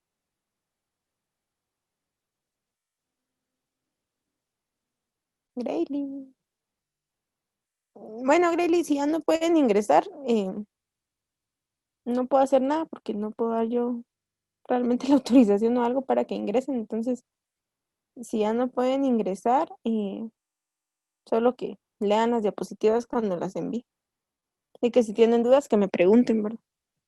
Porque no, me imagino que tal vez la señal o algo así, por eso ya no pueden ingresar. Bueno, ¿cuál es la función de las fosas nasales? Bueno, primero la mucosa está compuesta por epitelio ciliado que producen moco, ¿verdad? Mantienen lubricada la nariz, lo que les decía la vez pasada. ¿Se recuerdan que esto tiene que ver también con el conducto lagrimal? Esto solo para que lo sepan, la mucosa que va a recubrir los cornetes se llama pituitaria roja y también hay una pituitaria amarilla, que es la que contiene los nervios, que eso ya es parte del sentido del olfato, ¿verdad? Nada que ver con la respiración. La función de las vías de las fosas nasales, que es permitir la entrada del aire, ¿verdad? Permitir la entrada y la salida del aire. Esa es la función de las fosas nasales en cuanto a respiración, ¿verdad? Bueno. Luego vamos con la faringe. La faringe, pues, es un tubo musculoso común de los aparatos digestivo y respiratorio, ¿verdad? Está abajo de la boca, ¿verdad? Ahí es donde está la faringe. Comunica con la boca a través del istmo de las fauces, la parte de arriba, digamos, de la boca. Conecta con el esófago, las fosas nasales y con la laringe, ¿verdad? Entonces, ahorita si se mira aquí en la imagen,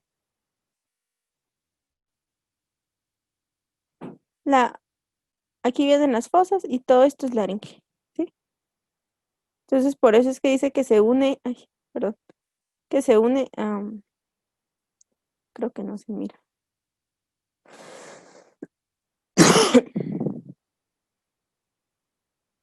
Esta es la nariz, ¿verdad? Entonces, las fosas nasales y luego aquí está la laringe, es esto, que pasa por atrás. Entonces, por eso dice que se une con la boca y la nariz. Tiene dos partes, la nasofaringe, que es la parte de la nariz, y la orofaringe, que es la parte de la boca. Posteriormente, todas estas vías respiratorias superiores, la función principal es la misma, es permitir el paso del aire. Esa es la función. El mero asunto se va a dar ya cuando están los pulmones, ¿verdad? Y es cuando ya empieza realmente el intercambio. Luego está la laringe. La laringe, pues, es un túbulo músculo cartilaginoso que comunica la faringe con la tráquea. Está por delante de la faringe y está formada por el hueso hioides y 9 cartílagos. Esto es importante. Los cartílagos principales son el cartílago tiroides, el cartílago cricoides y la epiglotis. Esta es la famosa laringe, ¿verdad? Entonces ahí vemos la epiglotis, vemos el cartílago tiroides, vemos aquí adelante de la laringe, ¿verdad? Está la glándula tiroides ubicada. Y ya posteriormente se une la laringe con la tráquea para continuar el tracto, ¿verdad? Y este huesito ioides es uno de los huesos, era el que les decía la vez pasada, que algunos toman el hueso ioides como el más pequeño de todo el cuerpo y otros los huesecillos del oído. Entonces es un mini huesito. Y algo importante es que el cartílago tiroides es lo que se logran palpar ustedes aquí, la famosa manzana de Adán que se palpa pues, casi en la garganta prácticamente, ¿verdad? Entonces, a algunos se les nota bastante, a otros casi no, ¿verdad? Pero es por el cartílago tiroides, es el que lo forma, ¿verdad?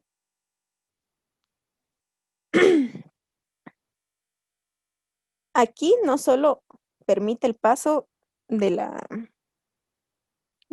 aire, ¿verdad? O sea, sí es la función principal, pero algo importante que sucede con la laringe. La laringe se cierra para impedir que ingresen alimentos a la vía respiratoria. Como adelante de esto está el esófago, ¿verdad? Entonces,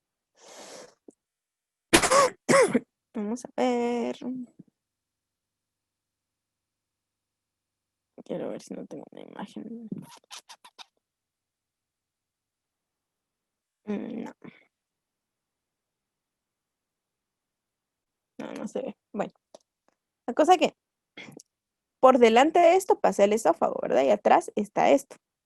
Entonces, pero siempre hay riesgo de que cuando uno mastica, no sé si cuando se ahogan, ¿verdad? O sea, nosotros estamos programados para que esto se cierre y no permite que entren alimentos a la tráquea. Pero hay momentos, y esto lo impide la epiglotis. Entonces la epiglotis tiene una forma como de lengua, ¿verdad? Si logramos ver que se cierra cada vez que estamos deglutiendo. O sea, nuestro cuerpo es tan inteligente que cada vez que estamos deglutiendo esto se cierra para que no vayan a entrar alimentos a la tráquea, ¿verdad? Y que nos vayan a obstruir las vías respiratorias. Entonces, esa es la importancia de la, de la laringe. Aparte de que permite el paso del aire, y otra cosa muy importante es que ahí se encuentran las cuerdas vocales. Y las cuerdas vocales son las que nos van a dar la voz, ¿no? Aquí está, entonces hay dos pares de cuerdas vocales, las cuerdas falsas y las cuerdas verdaderas. Las cuerdas verdaderas son las que vibran al pasar el aire y eso produce sonidos, ¿verdad? Que se transforman en palabras. Así es como se produce la voz. Cuando entra aire a la laringe, entonces eso causa una vibración en las cuerdas vocales verdaderas y ya se produce la vocalización, ¿verdad? Entonces, eso es bien interesante saber cómo es que nosotros hablamos, ¿verdad? Importante, la tensión de las cuerdas vocales, qué tan tensas estén, va a modificar el tono de la voz y el tamaño de la laringe va a determinar el timbre, ¿verdad? Hay unos que hablan muy gritados, otros que hablan muy bajito y eso lo determina el tamaño de la laringe. Entonces, aquí logramos cuando realizan una endoscopía, entonces aquí logramos ver, así se va a ver la laringe, ¿verdad? Como un triangulito. Y ya es la entrada hacia la tráquea.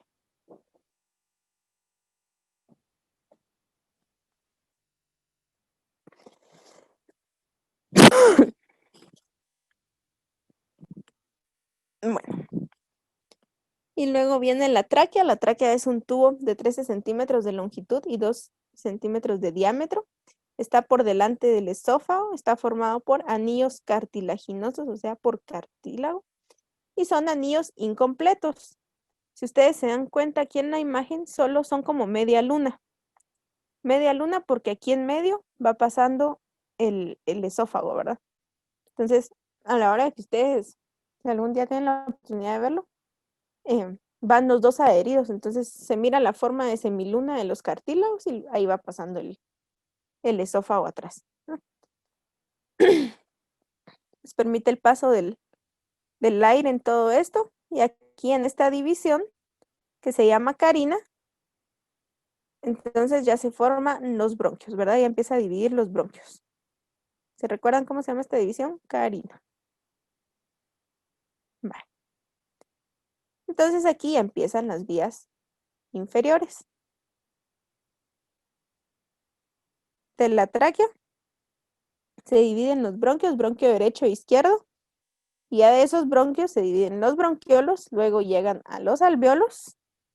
Y ahí es en donde ya se va a producir la respiración y el intercambio gaseoso. Aquí podemos ver. Entonces, esta es la tráquea y esta es la carina donde se divide el bronquio derecho y el bronquio izquierdo.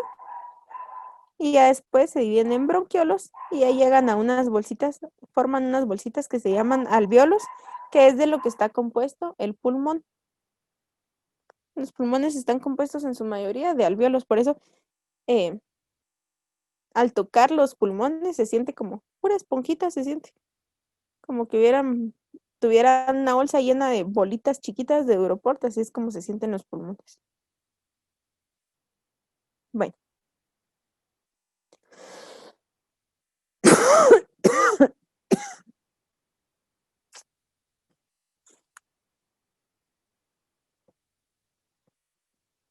Ay. Bueno. Vamos a la parte importante o más importante más bien del sistema respiratorio, los pulmones, ¿verdad? Entonces, los pulmones son dos órganos de forma cónica alojados en la caja torácica, que ocupan la mayoría de la caja torácica. El derecho es más grande que el izquierdo, eso ya les había dicho el por qué. Es más grande que el izquierdo. ¿Por qué? Porque el corazón, ahí se acuerdan que disminuye en proporción el pulmón izquierdo. Entonces, el espacio que ocupa el corazón reduce al pulmón, ¿verdad? Entonces, por eso es que el pulmón derecho es más grande. El pulmón derecho está formado por 3 lóbulos: lóbulo superior, lóbulo medio y lóbulo inferior. Y el izquierdo solo tiene lóbulo superior y lóbulo inferior. Esto que divide los lóbulos se llaman cisuras. Y para su estudio se dividen por segmentos. Están los segmentos pulmonares. Esto iba bonito hasta que llegamos a los pulmones.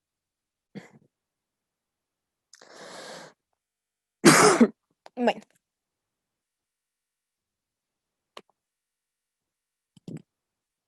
Igual solo es para que sepan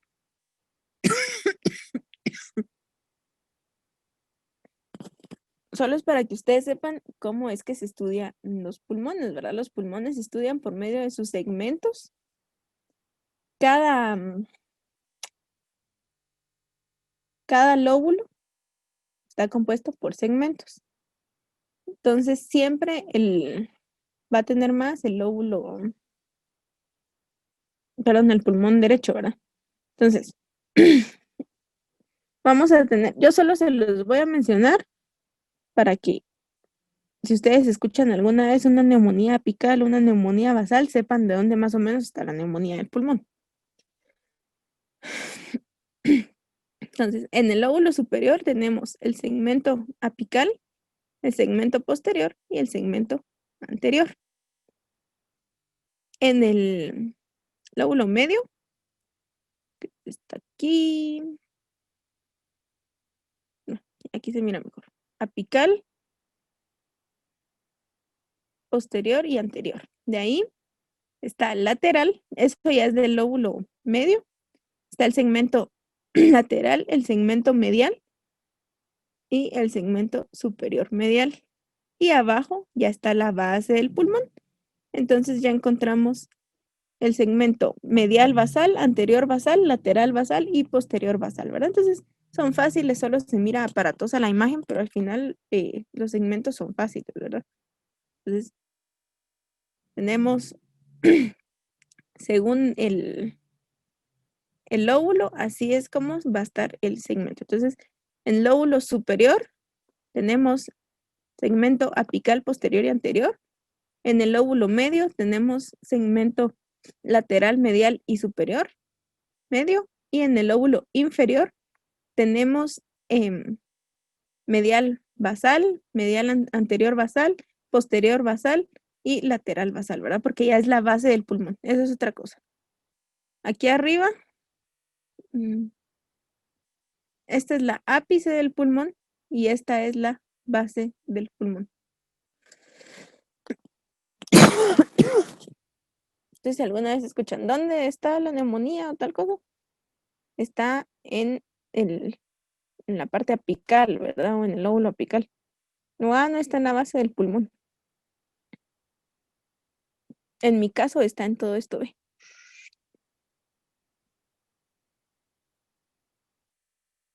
Por eso tengo tos de chucho.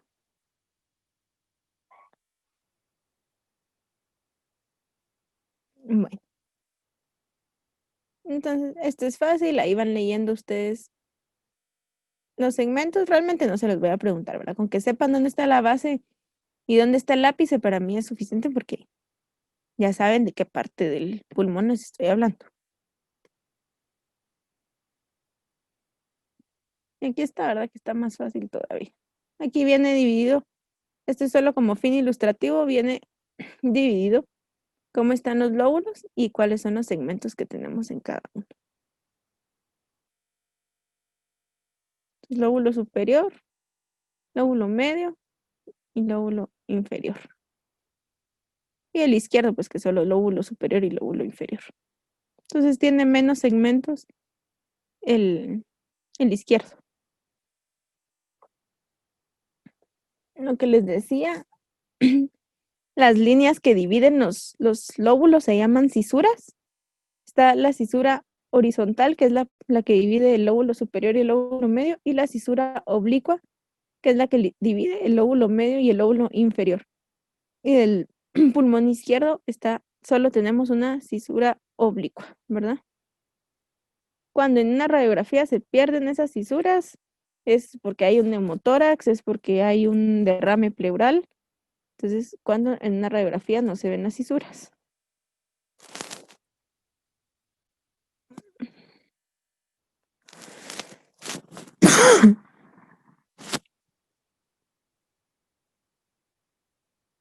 Bueno, esto solo es para que tengan idea de cómo se ve el árbol bronquial.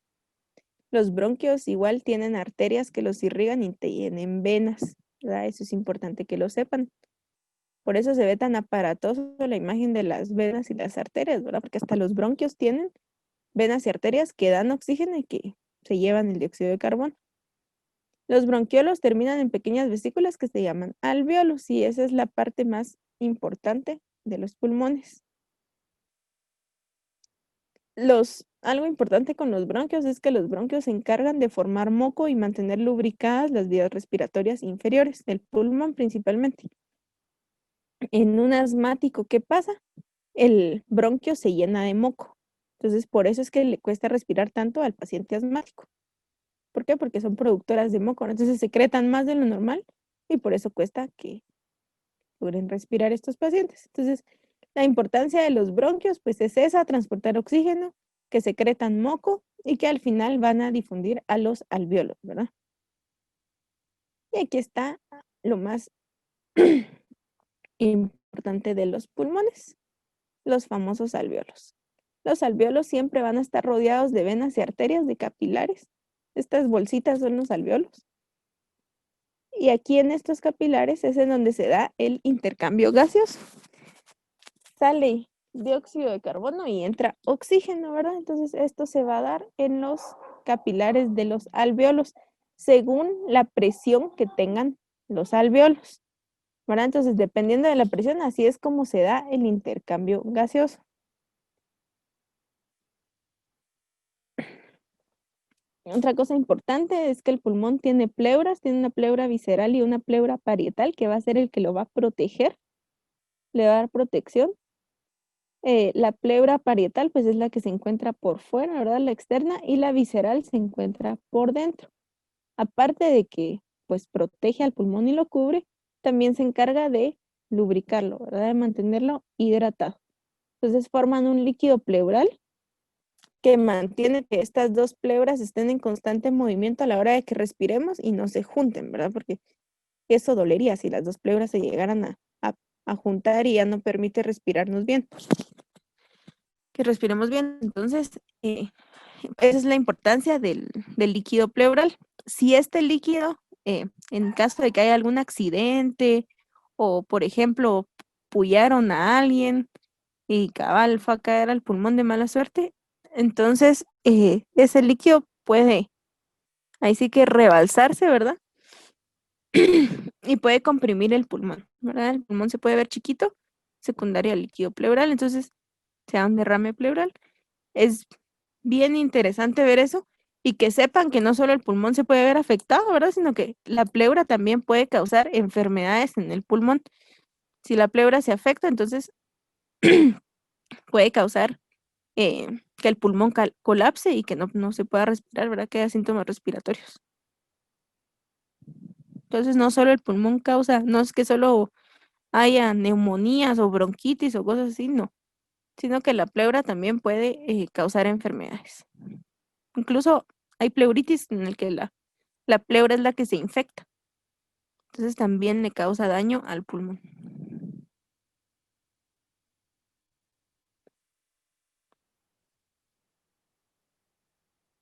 Otra cosa importante con el sistema respiratorio es que tenemos músculos inspiratorios y músculos expiratorios. Los músculos principales de los pulmones van a ser los intercostales, el diafragma y esos son los principales. Entonces, ¿qué sucede en la inspiración? Los músculos intercostales se contraen y si ustedes hacen la prueba, así es. Si ustedes respiran, se contraen, las costillas se elevan, el diafragma se contrae, la caja torácica aumenta su tamaño, nos jalamos más aire, entonces se engrandece la caja torácica e ingresa el aire a los pulmones. Y en la expiración sucede todo lo contrario. Los músculos intercostales y el diafragma se relajan, las costillas ya regresan a su lugar, la caja torácica disminuye su tamaño y el aire sale de los pulmones. Entonces el proceso de inspiración y expiración. Y si hacen la prueba, eso es lo que sucede, ¿verdad?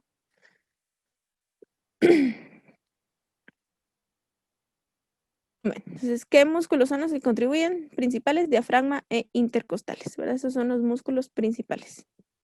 Y la ventilación pulmonar, pues es esto, ¿verdad? O sea, el intercambio gaseoso y el problema y el proceso de respiración que se va a llevar a cabo.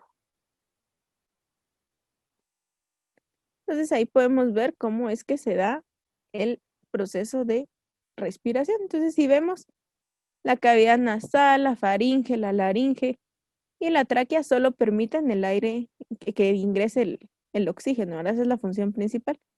Y ya cuando llega a los pulmones, después de la tráquea, entonces hay bronquios, bronquiolos y alvéolos, que son los que forman a los pulmones. Y ahí es en donde se va a dar verdaderamente la respiración.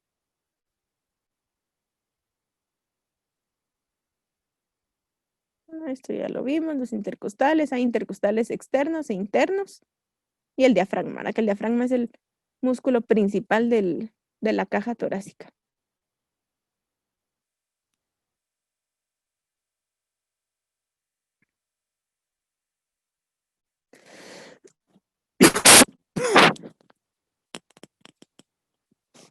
Bueno, y por último, ¿cómo es que se da el intercambio gaseoso? Era lo que les decía. Se da en los alvéolos y se da por medio de las presiones. Entonces les voy a lograr. El intercambio gaseoso tiene lugar por la difusión de los gases, ¿verdad? El oxígeno y el dióxido. Se produce por las diferencias de presiones entre el alvéolo y la sangre para cada uno de los gases. La presión parcial es proporcional a su concentración en una mezcla de gases. Entonces, quiero que miren esto.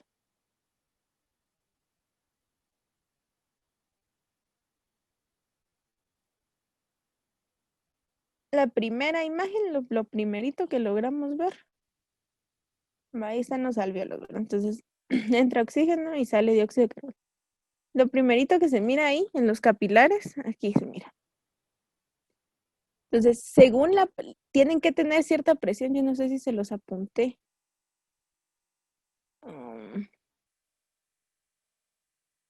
No se los apunté. Pero la presión normal tiene que ser de 20 milímetros de mercurio para que pueda ingresar oxígeno y salir dióxido de carbono, ¿verdad? Esa es la presión normal que tiene que tener el alvéolo para permitir el intercambio gaseoso. Entonces ahí vemos cómo llega el oxígeno.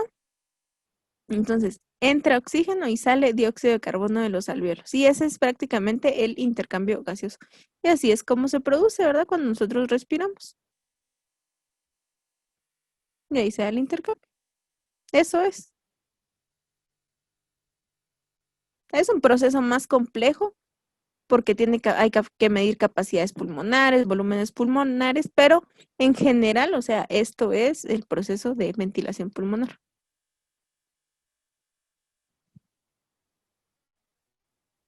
¿Cómo se transporta el oxígeno por la sangre? Por medio de la hemoglobina, ¿verdad? Así es como nosotros transportamos oxígeno en la sangre. El 97% es transportado por la hemoglobina. Y el 3% restante se transporta por el plasma sanguíneo, ¿verdad? Entonces, así es como transportamos el oxígeno en toda la sangre, ¿verdad? Y eso por las arterias, y todas las arterias llevan hemoglobina, ¿verdad? Entonces, cuando hay una deficiencia de esto, ¿qué sucede? Hay anemia y a los anémicos les cuesta mucho respirar, se ponen pálidos y se debilitan mucho por la falta de oxígeno que existe en el organismo. Ahora ya saben por qué es que se mide la hemoglobina en la sangre. Para saber cuánto oxígeno lleva, ¿no? O cuánto oxígeno hay en el cuerpo. Sí, o sea, la hemoglobina la medimos primero para saber si hay anemia o no, ¿ya? Y anemia prácticamente es la falta de oxígeno. Entonces, prácticamente sí es para eso.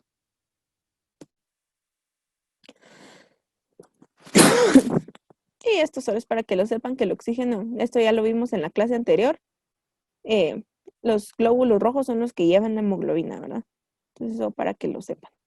Entonces, eso es todo. Pulmones, como les dije, es fácil, ¿verdad? O sea, es sencillo, no, los pulmones no son tan complicados. Solo saber cuáles son las vías respiratorias superiores, las vías respiratorias inferiores, cuál es la función de cada una, cómo están compuestas, ¿verdad? ¿Dónde están? Y pues dónde se da el intercambio gaseoso y cómo es que se da. Pues no sé si tienen alguna duda hasta aquí.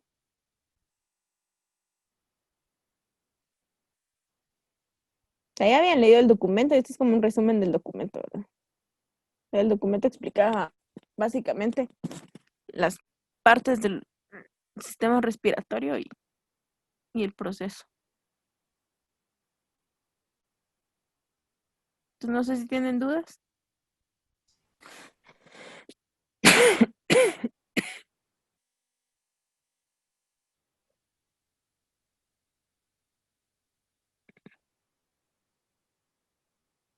¿Alguna duda, chicos? ¿Todo bien, Doc? ¿Qué manda? De mi parte, todo bien. Ah, bueno. Bueno, si alguien tiene dudas, me las hacen saber. Y si no, pues eso es todo por hoy. Esos son los temas que entran en el parcial. Se ponen a aprenderse los nombres, ¿verdad? Porque más que todo es como aprenderse los nombres. Practican el ciclo cardíaco, practican el sistema de conducción. En los pulmones, pues solo las generalidades, no hay mayor cosa que ver, ¿verdad? Pero en cuanto a corazón, sí, más que todo el ciclo cardíaco y el sistema de conducción, cómo es que se da eso. Que son los procesos más importantes. Eso. ¿Y qué más? Para dentro de 8 días, pues solo tenemos la exposición del grupo que ya envié. Em, ¿Qué más?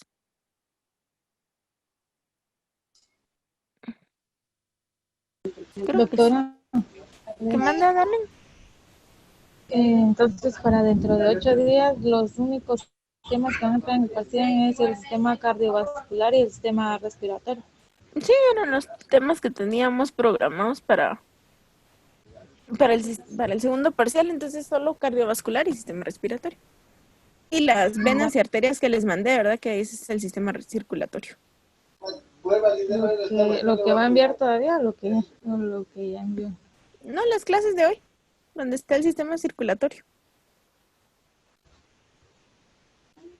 Gracias, doctora. Va. Doctora, una pregunta. ¿Qué manda? ¿Cuáles son los temas que se van a agregar en el trabajo? Estos, Igual ¿verdad? cardiovascular y respiratorio. Ajá. Pues gracias, doctora. Vaya. Sí, por supuesto que sí se va a entregar la segunda parte del trabajo.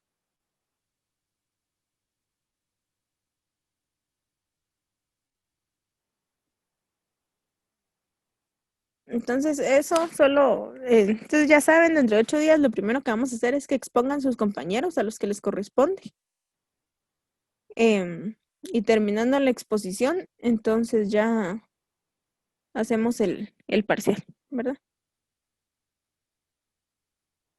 Ahí estudian porque, bueno, ustedes no sé si me dé tiempo, pero probablemente les haga una parte oral, ¿verdad? Entonces ahí estudian. Doctora, disculpe, ¿Qué manda?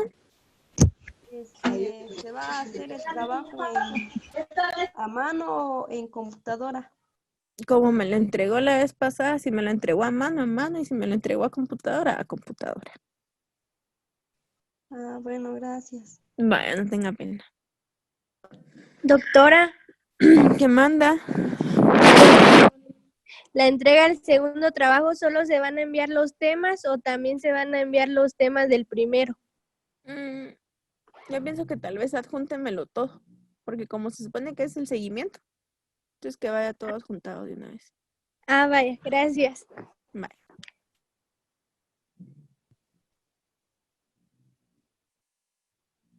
¿Alguna otra duda?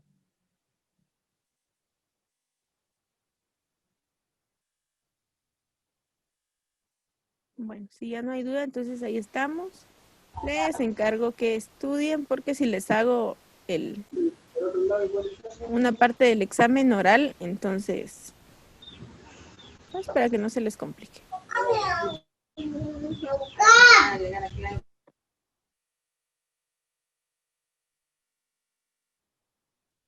Y ahí estamos, chicos, entonces eso es todo por hoy. Si ya no hay dudas, si ya no hay más dudas, entonces ahí estamos. ¿Verdad? No sé si alguien más tiene una duda. Doctora, una pregunta. ¿Qué manda? O sea que en el mismo documento donde llevan los otros 4 temas, ahí vamos a agregar estos 2. Sí, pues. Sí, ahí agrega estos 2. Como al final me van a tener que entregar todo. Ah, bueno, gracias. Bueno, no tengo pena.